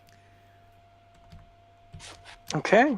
Let me tweak the interface of this thing so that it works like that I can use my tattooing skills. The clothing replicator senses blasphemy and just lets you go ahead anyway. It senses blasphemy, and Grub is like, "Give me that," and he tinkers with it for a second, and he's like, "Yeah, don't worry about it." And the clothing maker is like, "Please don't make me make this," and he's like, "I'm making you make it." Brilliant.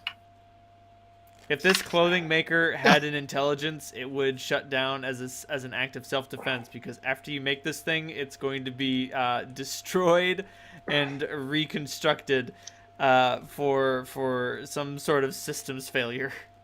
You do realize that this is not a popular entity in this particular location. I'm not a popular entity in this particular location. I had someone today say that I should be put on a list. Literally. I thought you were. That's what I thought too. Apparently it's not good enough. That's Might as well live up to their expectation. Holt, I'm pretty fucking. May have actually made a more shock. We'll see. We'll have a little wager. Shall we? I mean, we could have the butt cut out of yours. That might No. that would definitely go over the top. Maybe From for the next ball. And from what I saw of your new boss, you go for it. Tempting, but I don't think that that would be a smart strategic choice, shall we say.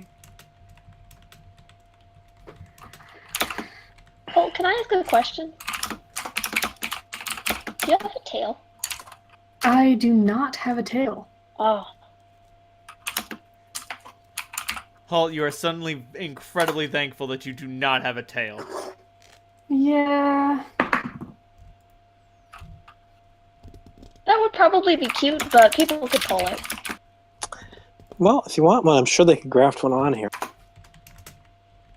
I would really like to not have any limbs, given the history that certain groups have with their failure rate. I have a feeling there's a story here, but Later. I'll have to tell brother first. so Grub, I do want more of your assessment on on Brother's development here. So essentially, I'm gonna have to pump Grub for more details on his plan. Oh.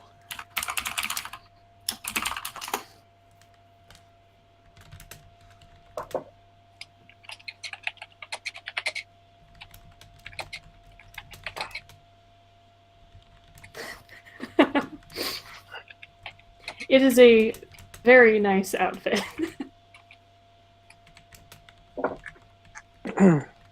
Which one is a very nice outfit? In reaction to Chris's posting. Sense motive roll 31.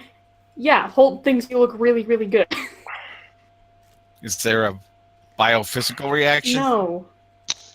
I mean, I got some bad news, Holt. You do end up Okay. averting your eyes and like gulping a fair bit, and just like you're doing an incredibly good job of just like making sure that you don't end up staring at Salandra, and like you're able to I'm trying to be a gentleman. very easily like apply averting your gaze into how you are interacting in and around the room. I become very interested in the fabrication machine. It's terribly compelling. All right, once we get Holt's stuff set, I take a look at Grub, and I start grabbing him and turning him around a couple times, making clucking noises. Oh boy. I look over at Clementine. Give it to me straight, Doc. How bad is it? Oh. Ooh, wait, no, I have to fix that.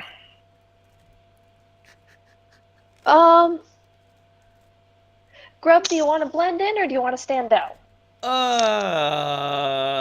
Blending in would be nice. Probably something dark.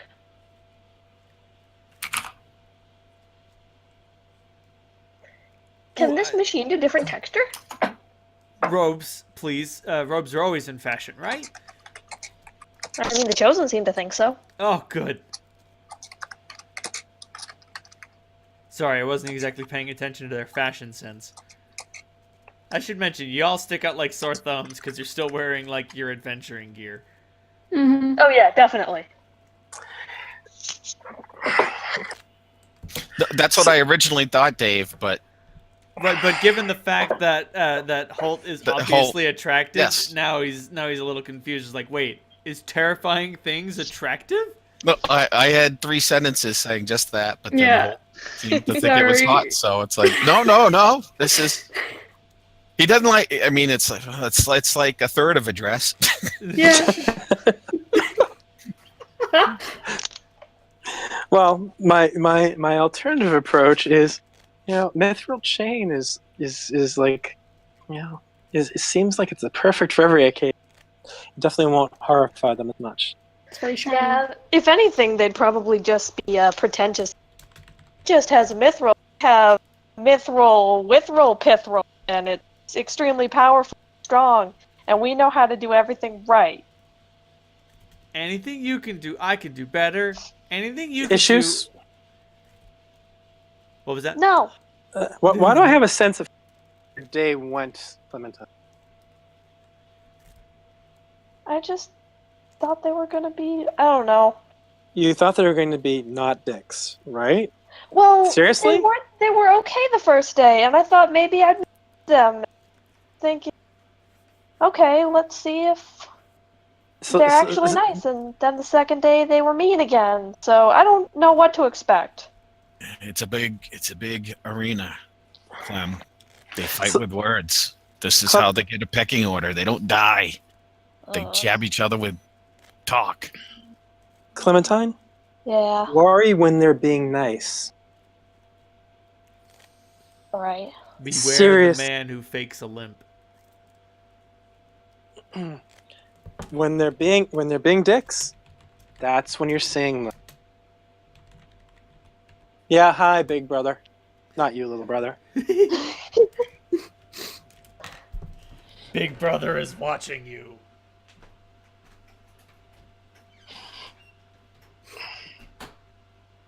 I know you're right. Thank you.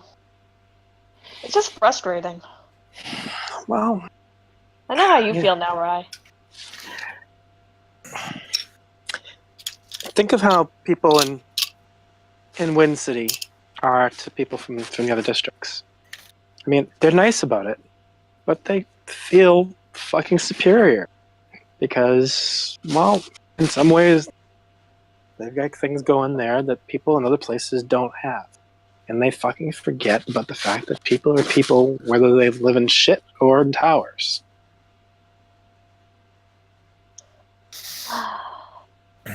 Yeah. And the Chosen are like that times 1,000.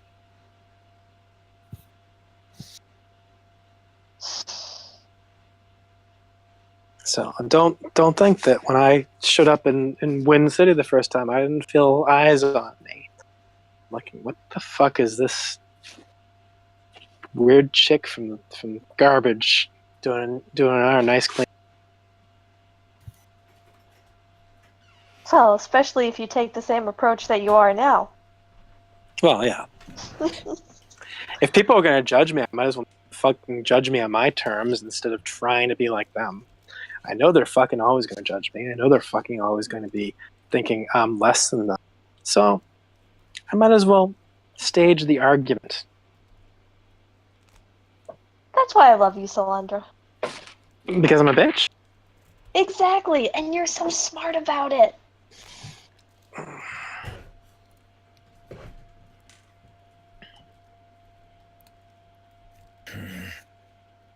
That being said, night is falling. Halt, you get a ping.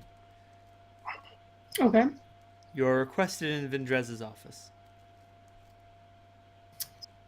All right. Well, I guess I am. I have to go, guys. I'm Oh, being all right. beckoned. Don't do Have anything fun. foolish. Never mind. Have fun. Remember to be smart while you're being stupid. Have I'll fun. try. I'll take my new clothes and leave. Yeah, so we also cleaned up your old clothes, so in case you don't want to bring your new clothes from the dance. Oh, thank you. Yes.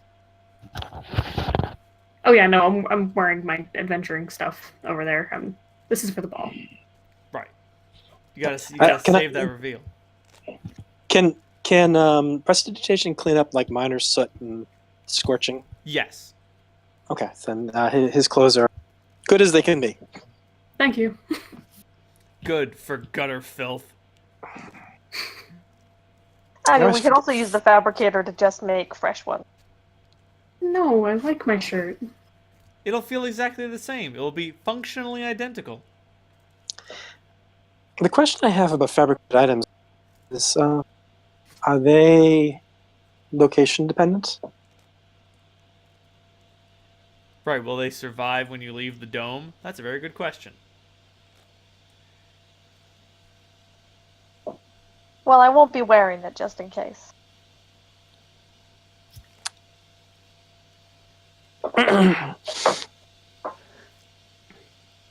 So, Halt, when you Let's, get to Vindrez's office,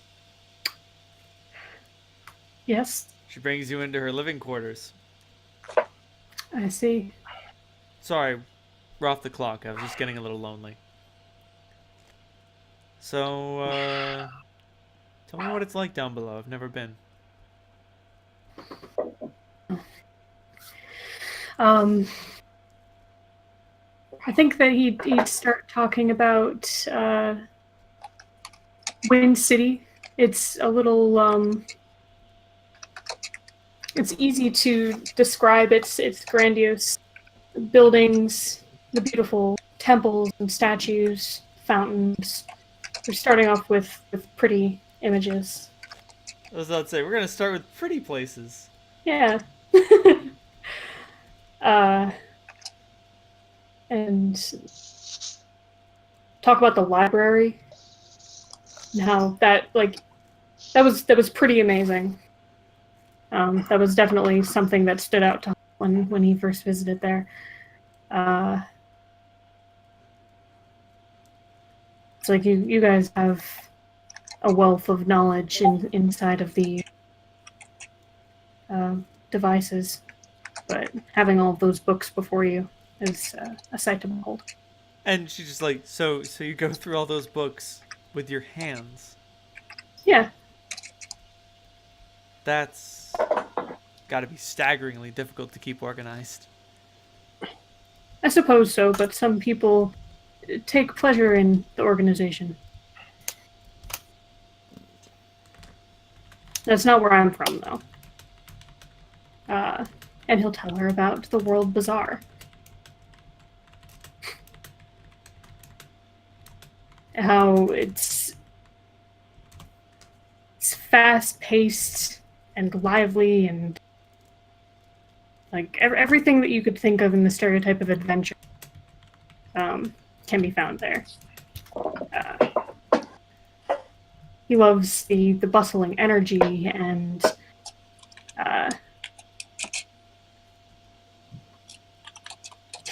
he stops talking probably halfway. Doesn't mention Kali. He stops himself before he gets that far, and he looks kind of... He can't keep a look of homesickness from his face.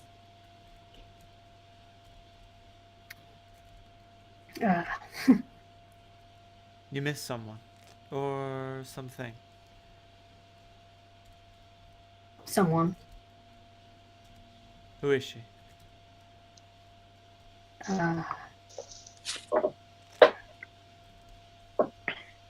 Human. Her name is Kali.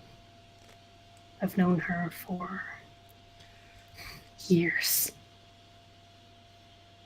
And I love her. I miss her. And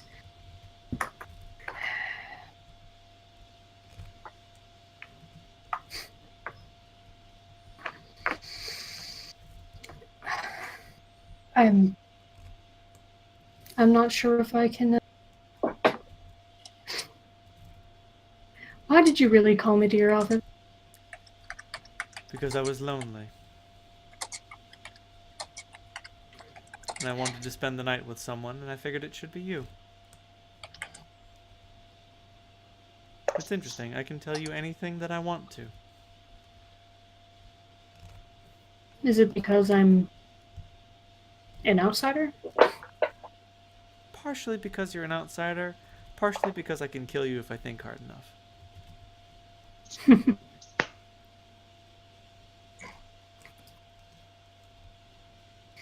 That's true. I'm hoping that you don't. You've got to understand.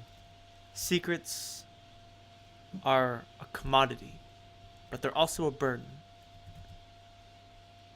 You hold so many in your head, it's hard to keep the story straight, and it wears on you, bearing that weight all the time. I know that you'd understand something of that, not in the same way that I do, but I can tell you've borne your own weights. You don't end up hellbred unless you do.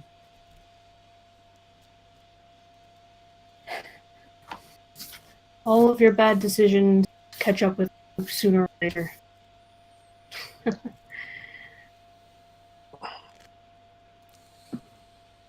You don't have to worry about earlier.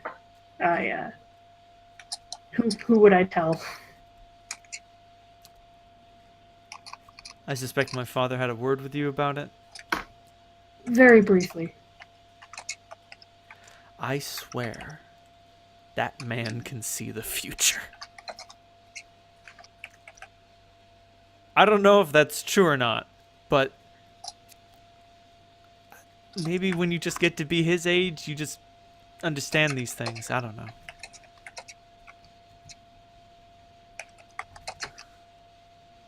You don't get to be that old without learning from your experiences. And he's probably seen enough to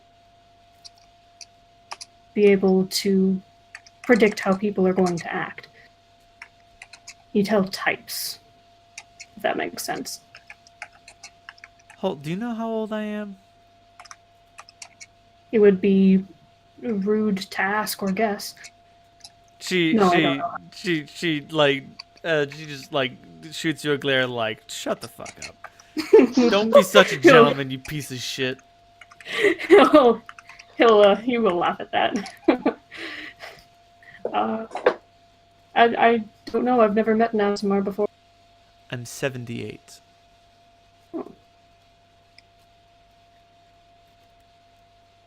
I was going to guess older.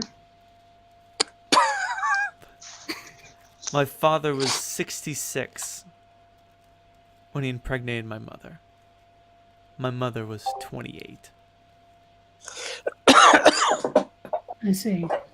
I don't know. Sometimes I think about the ages of things and it just warps my mind.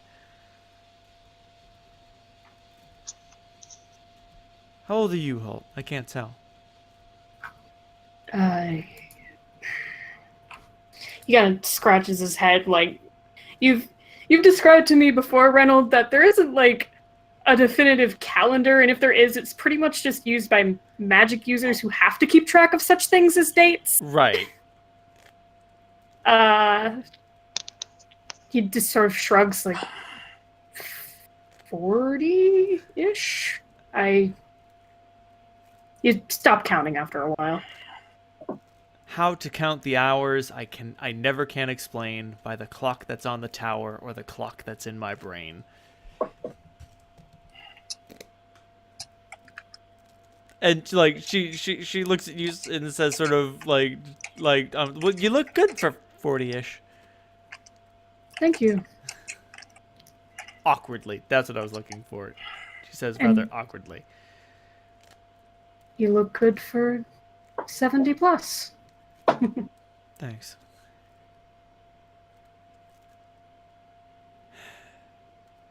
It's been a long day. Join me in bed, won't you, dear? I can't say no to that. Marvelous. Just hold me and sleep. I think you'll find that I'm quite warm. Side effect of being hellbred. What? I have a you have a resting body temperature of like 108 degrees. Yeah. Does she have fire resistance?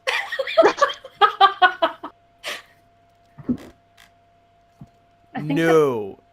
In any event, she turns on the air conditioner and takes the blankets off.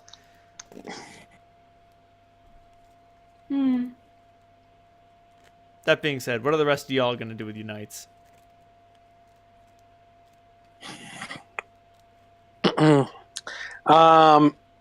Salandra is feeling a little emotional, trying to pack it in, focus on study. She doesn't want to deal with any stuff like that right now. She's trying to stay as cold and in her head as possible. She doesn't want to deal with stuff like that ever. Just bottle that shit. Eventually. Just bottle that shit right the fuck up. We're busy. We got shit to do. You're always going to be busy. Shut the fuck up, Mom. If Salandra can lose her... So...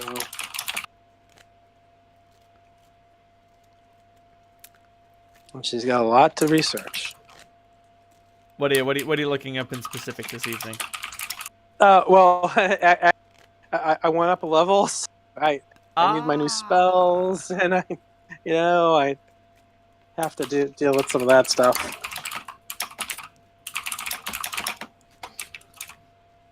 Picked up some new tricks. Clem, what you doing? Don't have any space for more. Probably chilling with Rye, trying to pick up the dance, but being very silly about it. To try and make some. Sounds good. The next day rolls around. You can barely, like, keep yourselves together. Like, even as you go about your jobs, even as you walk about the streets, even as you deal with Vendrez's, like, latest line of layabouts and what's a word for someone who just, like, complains all the time? A student. No. Millennial? Ooh. Oh, no! Shit, man. Call me out my own home. You call me out in my own channel? Fucking, that's it. Just fucking, server mute, Dave. Get dunked. Anyway. Curmudgeon. Testers? Curmudgeon. There we go. Just like a whole Usually bunch it's a grumpy old man, but it can be anybody. dissenters. Just like, everything you do is wrong. Let me show you how to run the government right. And she keeps her temper today. And she's just like, yeah, no, you're wrong. Shut up. But I should mention that guy with the Golem project comes back. And she's like, okay, we have 2 people walking around like fucking zombies. Just because...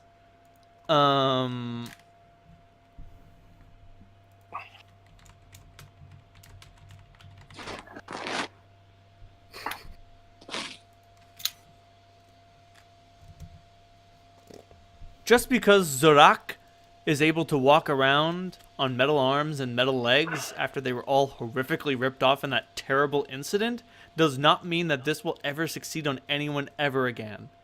He was a very special case. He's a very special person. This is not something that's for everyone. You can't just push it like it's your personal project. And Umirdad gets pretty humbled. And he's like, I'll go to your father about this. And she's like, he'll say the same thing. And you know it.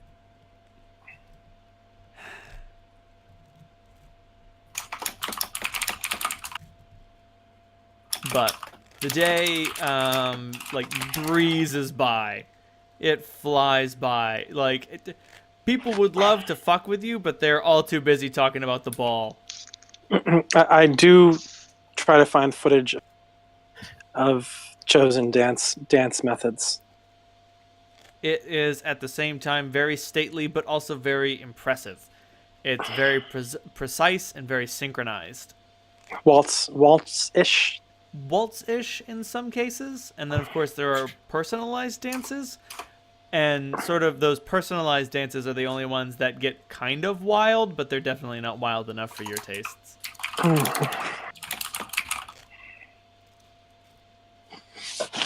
That being said, Rivo, because of your unique work position, you hear about a sort of side party that's going on. There is a special building that the ball is taking place in, and then there's a nearby structure, which is just kind of a warehouse. And everybody who doesn't like enjoy the high society is hanging out there. Oh, cool. After party. Now I know where to go. Exactly. The after party is occurring during the actual party. Because fuck that. They're not here to waltz. They're here to get fucked up. They're here to get chocolate wasted, yo. That'd be an excellent place to go get lost in if we're on the lam. Won't it? That being said, you will all be expected to attend the ball proper. Sorry, Rivo, you won't be able to duck out there immediately. No. So, what are the rules for the ball? I mean, for instance, we're not expected to show up fully armed, I presume. No, they are making an exception for you, Solandra, because they understand your condition. But your hand is not to touch that pommel. Yeah. Like everyone's supposed to go weaponless. Also, here's a little thing. They're gonna drain everyone's magic. What? Completely? Yep. They're gonna have you touch like as people are going in, you can see people touching like a magic orb, and they're fine, but like a cursory detect magic is like, yep, no more magic, not there. So that means no. Oh well. What was How that? sad for you. Prestidigitation is a cantrip. Oh, so you mean when you say you mean It's gonna memorize like spells? yeah, it's gonna drain your spell slots. Ah. Gotcha. What if I cast Sadomas? What? It also ends all current magical effects. All right, just curious. I cast sadomasochism. Man, do you know what sadomasochism used to do in 3.5? It's pretty amazing. Just What was that you cut out? I said it's pretty amazing. Just Nope, you cut out again. can you hear me now? Yes. I said it's pretty amazing just in Pathfinder. In 3.5, it makes it so for every 10 points of damage you receive or inflict, it increases your base attack bonus by 1 and all damage output by 1. For this, it just essentially. I wanted to take Hammer the Gap. That's a good one. Hammer the what? Hammer the Gap. What is that? 1 second. Oh, is that a spell? No, it's a combat feat. Ooh. Here you go. Gimme. Every successive blow that you land on an opponent gives you +1 to the next hit. Oh, wow. That's pretty cool. Yeah.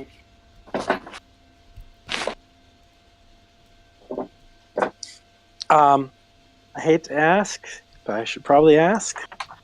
What happens to my spell scars? Ooh, your spell scars they don't get destroyed, they get suppressed. Okay. You will not be able to use your spell scars for 8 hours. That's better than burning all the thousands of gold I put into them. Yeah, I figured that would be an appropriate way to deal with that. Oh, similarly, your connection with Brother will be dulled for the event. And my hexes, probably too. Oh yeah, your hex is gonna get destroyed. But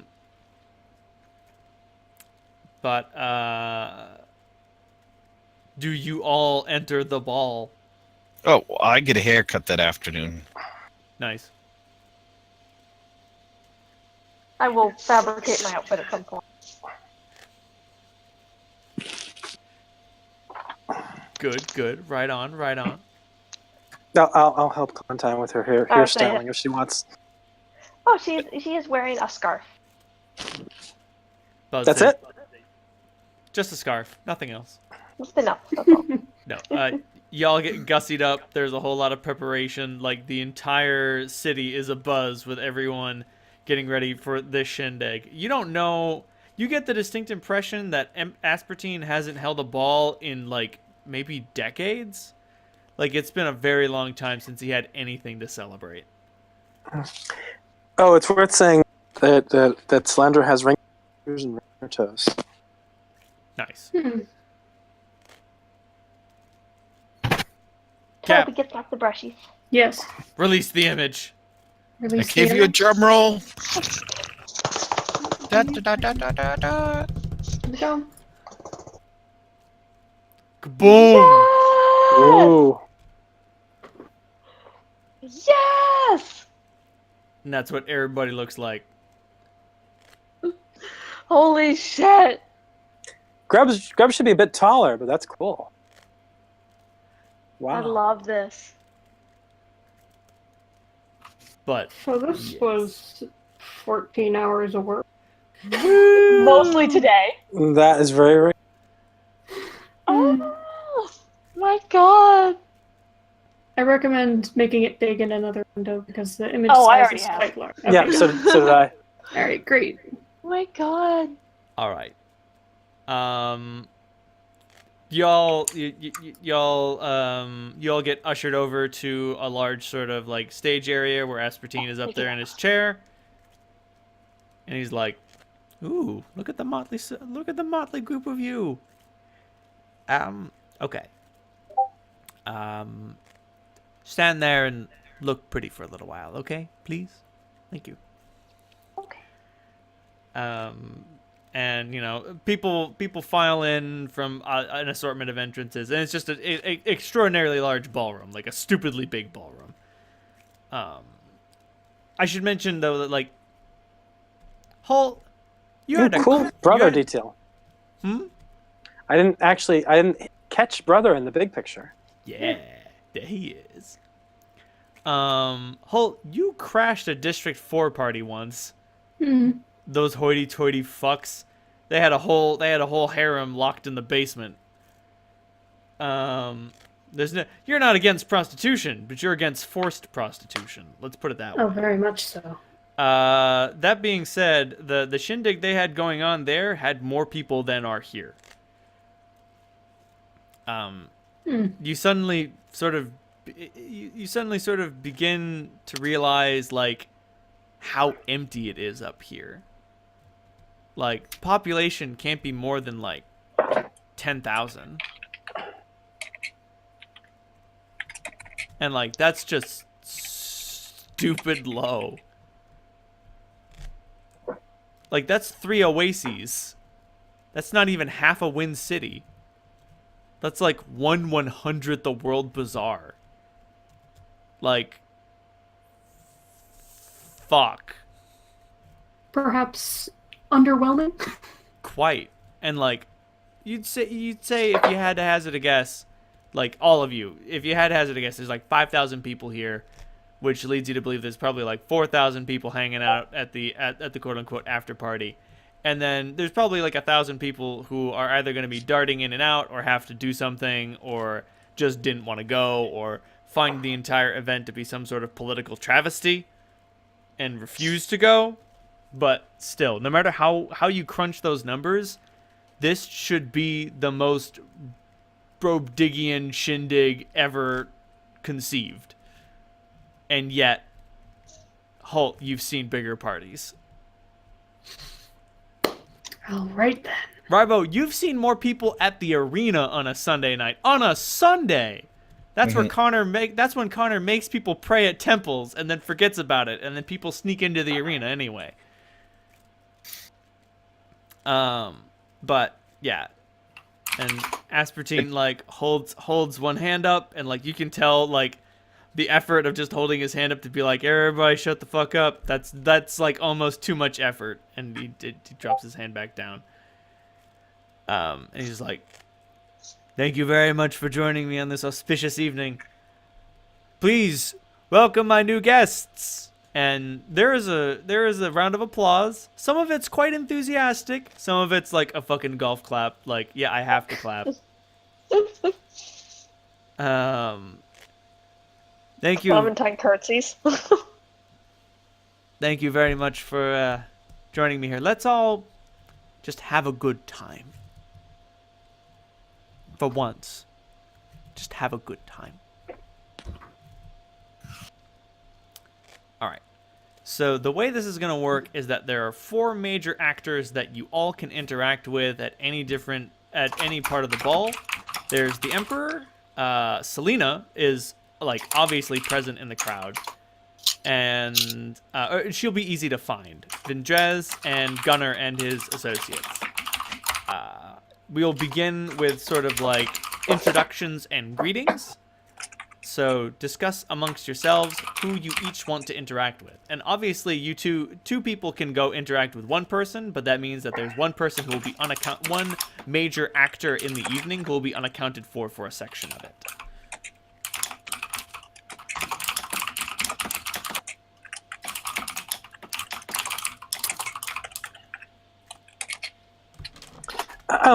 Hey guys, I hate to mention it, but it is 9/11. Have you guys mentioned a hard stop? I don't know if that's a thing.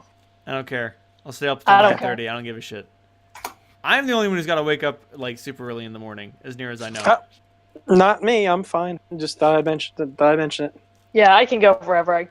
I'm good. I'm content to go to sleep at 9:30 and just introduce like how the ball system will work. Okay. Okay. Well, we have all time to give Cap a standing ovation. Good job. Yes, yes. Thank you very much. It was my pleasure. I enjoy being a man of my... It's so good. He also got a pile of bonus experience points. I did, I should yeah, mention, thank Clem, you. Rivo, note how many stories you've written together, and I will give you a pile of experience points based on every story you've written. Oh shit, son. You should have done that. Oh Jesus. We've written one pretty much every week. Oh boy! Crap, I'm way behind. Sorry, Dave. I'll tally up after. Well, Clem is probably going to talk to the person he doesn't want to spend any time with first.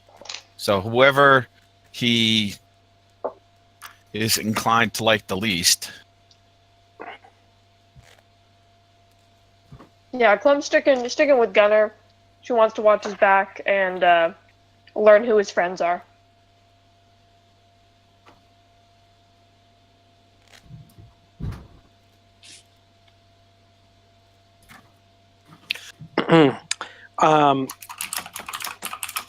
So if we're gonna like guard people, I'll probably guard the old man then.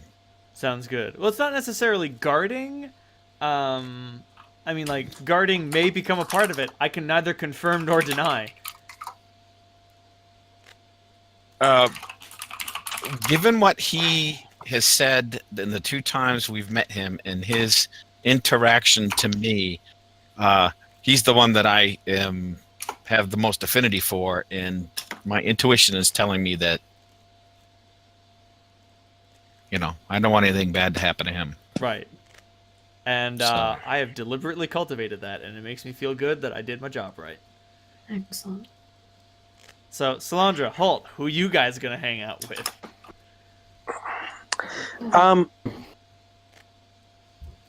Holt, you want to go?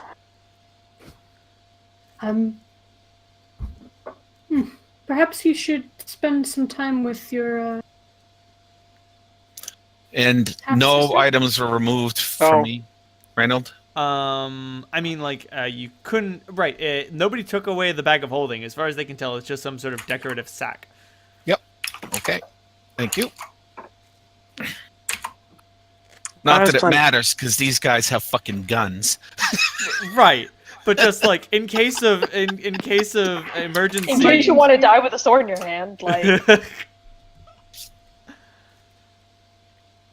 Well, I got it because it's like the only tool. Yeah. And I mean, And- like, push comes to So- shove, you can clobber a door down. Yeah.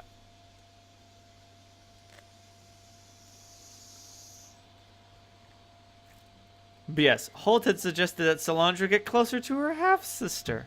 Oh, that was the plan. Yeah. Though I was interested in talking first.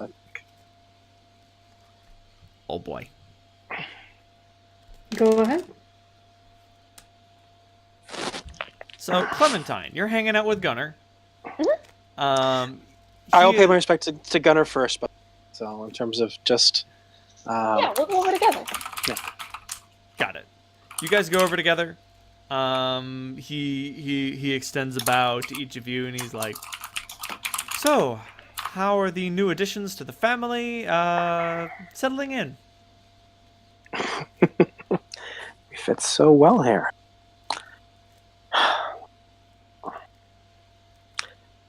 So it seems like my mom was one of you guys.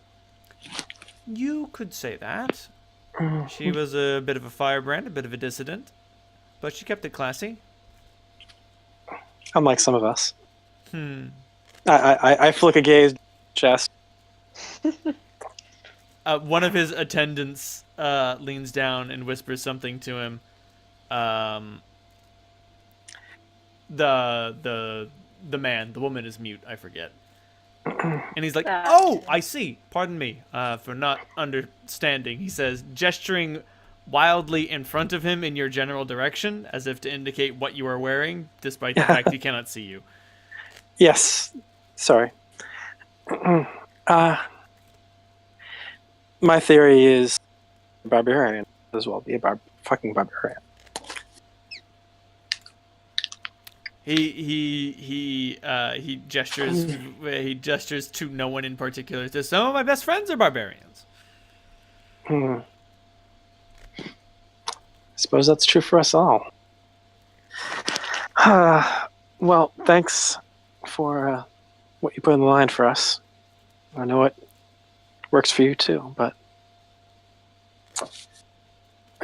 I am going to go into the lion.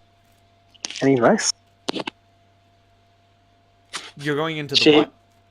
The lion's den. Oh boy. Do whatever you want. They can't do anything to you here, and they're gonna get upset no matter what you say.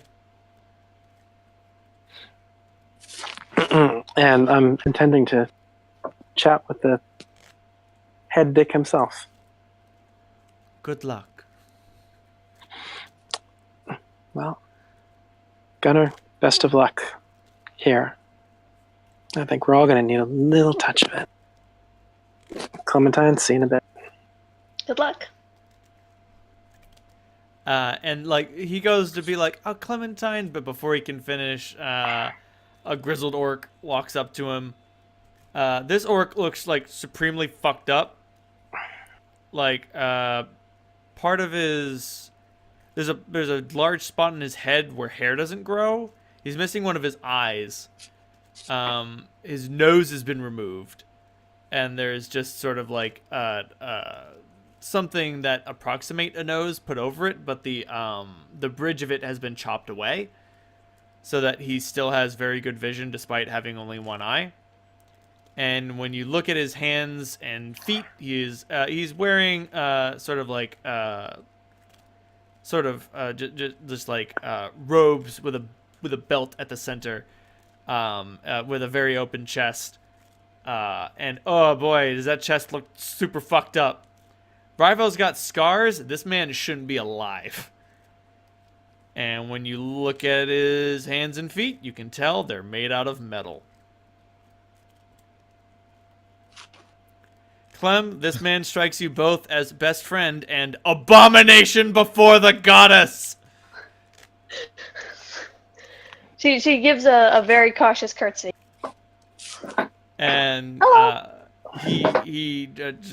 sorry, Clem, he doesn't notice you, and he just shouts, "Gunnar!" and gives him a gigantic hug, and his attendants just let it happen, and Gunnar is just in the grasp of this incredibly powerful orc. And he's just like, Zuruk! How you doing, big guy? It is good to finally take a break. They keep studying me, trying to find the secret. I don't think there is one. I think it's just good luck. And Gunnar says, "Can't rightly say." Can't breathe either. Yeah, basically. But before they can get too far on, Zuruk is like, "Ooh, is that real alcohol?" And just sort of gets distracted. Clem, you can see that he reaches into a pocket of his coat and comes out with a special drinking implement. You get the distinct impression that if he tries to pick up a glass, he will break it. Aww. Like, not trying to, it's just like his fingers are not dexterous enough, and they are so powerful, and so, because they are made out of metal, if he just squeezes it or warps it the wrong way, the entire glass will shatter. Oh. That's just an objective fact of having metal limbs. Is this the one success that the dwarf inventor had? Yep. Figured that. I just wanted to let you know which side of the equation he stands on. But yeah, Clementine, you meet a couple other more progressives. I gather this is the guy that Rivo won't win an arm wrestling match with. The one. I'm sorry, Rivo. Flesh is inferior to steel. And hippos. And hippos. Fucking hippos. Hippos are the scariest thing, dude. I'm not sure if that's true. Shoggoths have a lot of flesh. That's fair. Shoggoths also have a lot of other things. Thanks, Holt. You're welcome. Thanks, Cap. You're welcome. This is my fun party fact.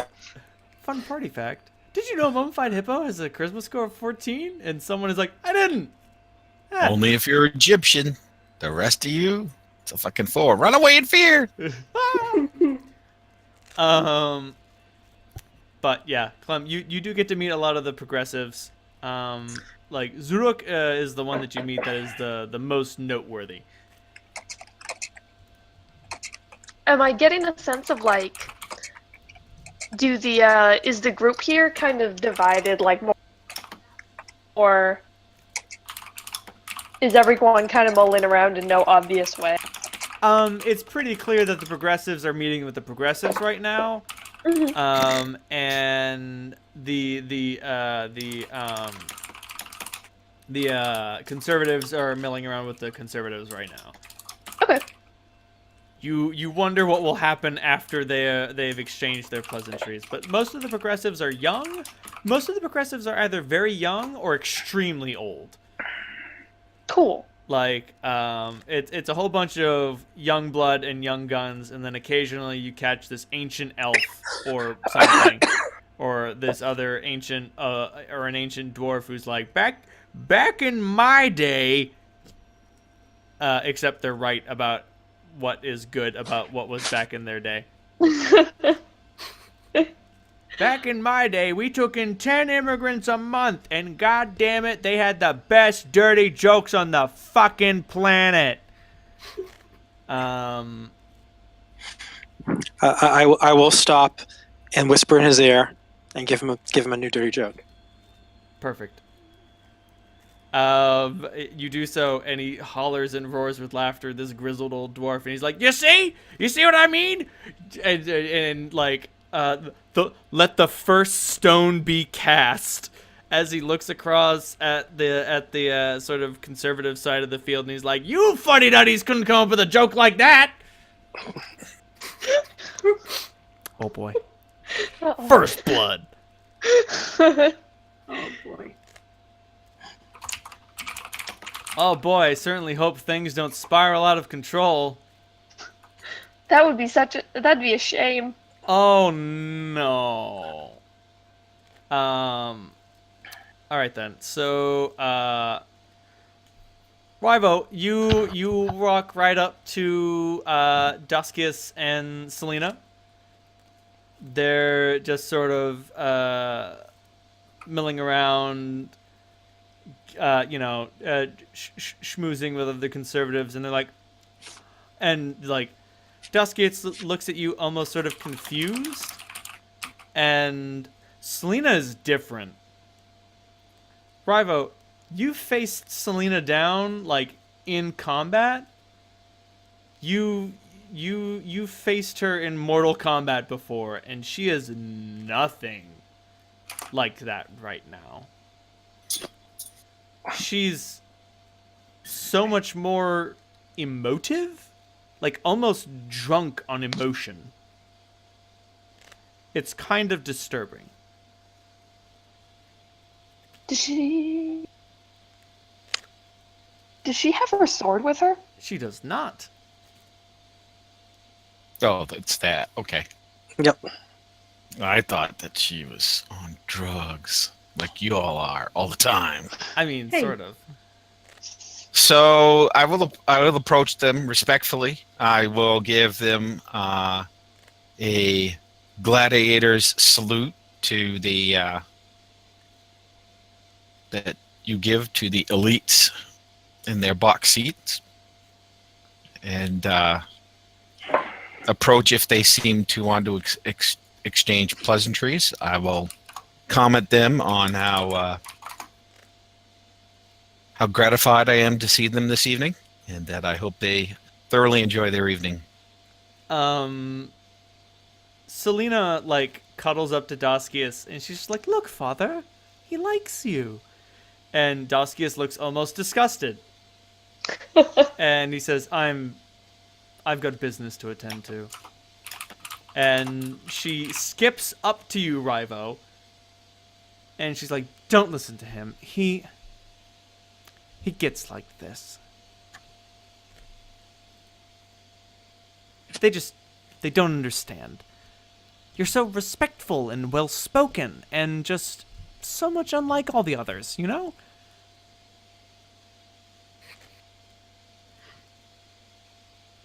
I take her hand, and I don't kiss it, but I bow to her. Ooh. I have my moments. But do you depart to go chat with the Emperor? Yeah. Got it. She seems quite smitten as you depart.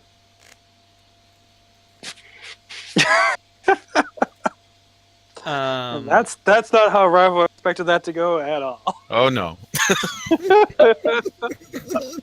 He's like he's getting ready to do that, make his pecs dance.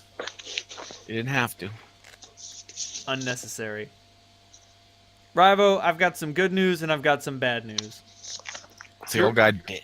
The good Go ahead. news is you're kind of able to play fly on the wall as Aspartine makes his very incredibly long, arduous, onslaught of introductions, hellos, small pieces of advice, and everything else. But for the most part, he doesn't really have the time to interact with you.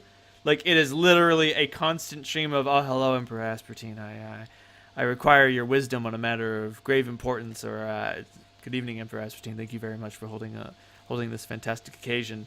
And, occasionally he offers short, curt words of advice, and ever so rarely, maybe to two of, the hundreds of people he comes up to, he sort of, takes them aside, turns his chair around, and brings them in close, and is gives them some sort of very private lecture of some variety, and then sends them on their way. And, the two people he gives the advice to are like night and day. One of them is just like the world's been lifted from his shoulders and he can finally go on again, and the other one is struck with some sort of advice or news that just crushes him. Mm-hmm. Although, does he have a guard, or is this? Nope. It's just him. Well, I will not approach him because obviously he's busy doing what he needs to do. I will, make eye contact and pleasantly smile, and I could be a fly on the wall. That's not a problem. He waves you over and just sort of rests a hand on your shoulder as he goes about his business. He would like you to be nearby, but sorry, he's busy. Yeah, that's fine. And I will to the yeah. That's good. Halt. Yeah. Crisis. Crisis. Vendrez Okay. is stressy. Oh, of course she is. You find her and Good she's like, thing oh god, this is a lot of people. You don't like crowds? No, I hate crowds. That's why I have a small office and take my appointments one at a time. Oh my god. They can all see me. They're not even paying attention to you. If they're staring over here, it's because there's strange men in brightly fluorescent purple clothes with horns. They're staring at me, not you. And she's like, well, then perhaps you should go, please. No, come on. Okay. I have no idea what I'm doing here. So first you say it's your fault, and then you say that you won't fix the problem. Holt, what has gotten into you? Nothing at all. Listen, you're the Emperor's daughter. Shouldn't you be going around and talking to people like he is? Oh. God, you think she's gonna retch, and she's like, "Ah, God, no, I don't wanna do that." I'm teasing. Oh my God. It's a joke. Do not right now. I'm in no condition. What could your humble servant do to assist you? Get me a drink. All right. Where's the bar? The bar is attended to by a wily gnome. And he's like, "What do you want, sourpuss?" Oh, something that you think a Asimar would enjoy. Something strong, please. Like he looks at you like he just looks at you and as if to ask the question, "Whomstead of the fuck is gonna come up to my bar? Piece of shit." All right, and he starts digging around for some ingredients, and he concocts a cocktail that you look at that and you immediately recognize that it is just like dangerous. Huh. Like you've never seen a cocktail this virulent, and like fuck, what's the name of the bartender at the Ninth and Hennepin? Taga. Taga has cooked up some fucked up shit for the people he loves, and even more fucked up shit for the people he hates. Give her giant's blood. This outclasses all of them. It's smoking. And occasionally you think it bubbles. All right. Well, if this won't do it, nothing will. And I sort of like raise the glass to him and head back. You head back and like she claws at the drink like a child desperate for juice. Easy. I would suggest you sip it slowly. Oh, too late. She's already drinking it all. Okay. All right. Well, do what you want, I guess. And then she immediately just sort of leans up against you. Oh, okay. And she's like, "Whoa. Okay. All right. All right. Better? Yes. Anxiety vanquished. Anxiety Wonderful. vanquished through superior chemicals. Thank you, Holt. Just doing my duty. Now take my hand. Look appropriate. All right. Take my hand, but act like you don't deserve it. Oh, no, I can't possibly. Oh, man, it's so hard to play this part. It is. It's so hard. I've never done it before in my life. Never at all. So, Salandra, you go from Gunner to Selena, like, as soon as Rivo departs. Yeah, I would definitely approach Daskius first, actually. Oh, Daskius is gone. You He's can try to make a gone? perception check to find him in the crowd. It's strange how such an imperious man can go missing so easily. Alright, let me make a roll.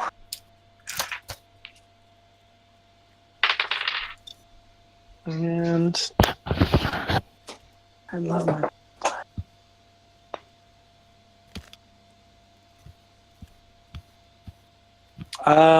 and that's 33. 33. You look out through the proceedings and you think oh, yep, there it is. There's the scar. There's that fucker. And you look over, not him. But you could have sworn. But before you can say anything, there's a nibble on your ear as you hear someone whisper, "Looking for father?" Nice to meet you, Selena. Nice to meet you too, Salandra.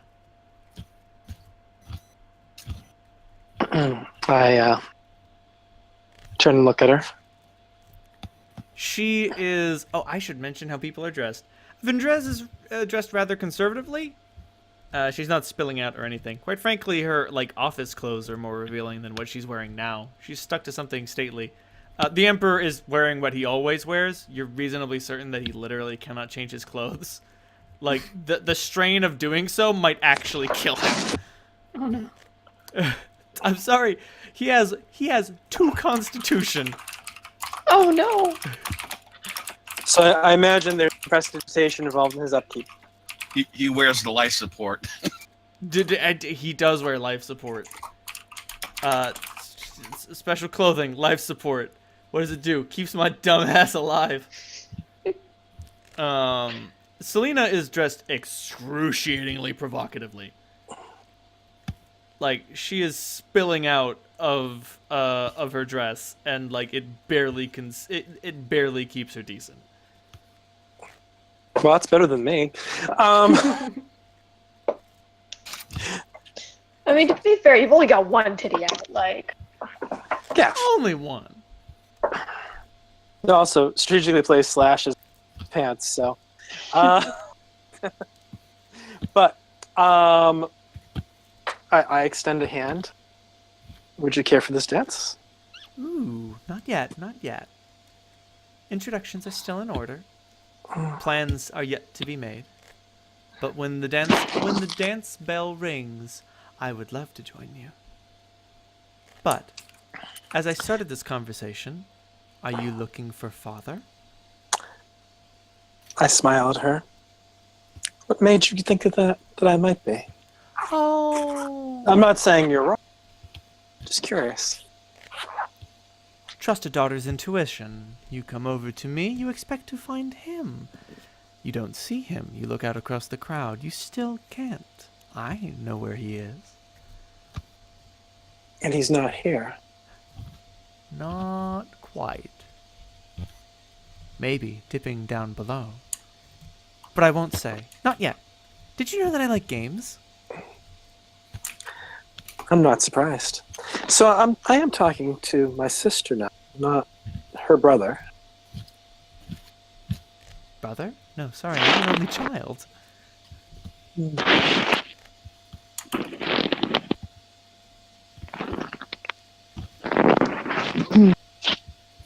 seem a bit different than my friend's description of you.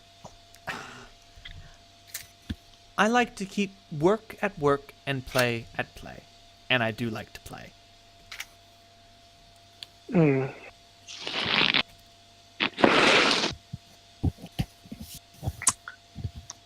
I look at her speculatively. I can just imagine the interesting games running through that twisted little mind. I'm very curious. I was going to say that you have no idea, but I think of all of the beings in Septemport, you are the one who is the closest to having the right idea.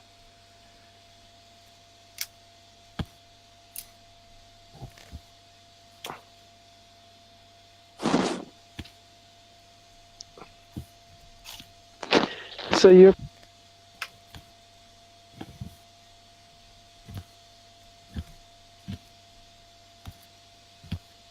Dave, I think you cut out. I think you cut out hard.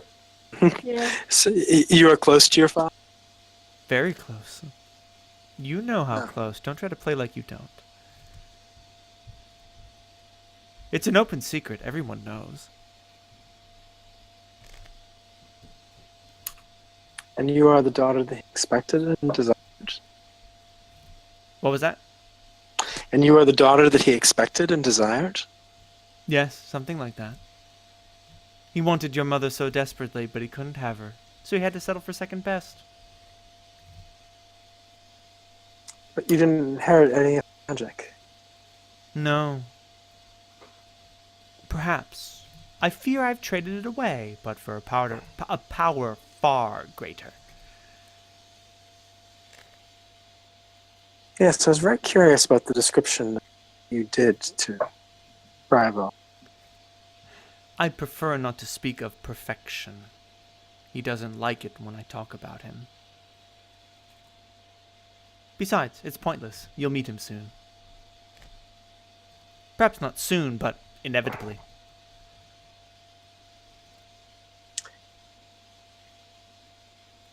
Imperfection is your... Yes, perfection, and his partner, punishment. Oh, dude, she's straight up fucking talking about miracles. I'm absolutely stunned that you know that reference. That What? is good. I love ICP. That's Or, awesome. more accurately, like, I love to despise ICP. I have very mixed feelings about them. Anyway.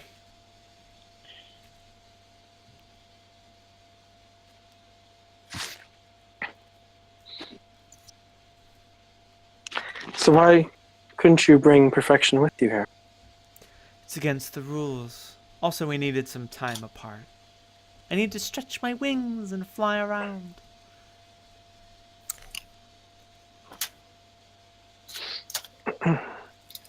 So perfection is your master? Yes. Master.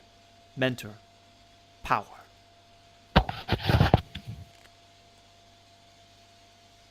It is through him, with him, and in him all of my feats are accomplished. He teaches me to be perfect. And he does not accept failures in his wake. In his flock, pardon me. Then I am very sad for you.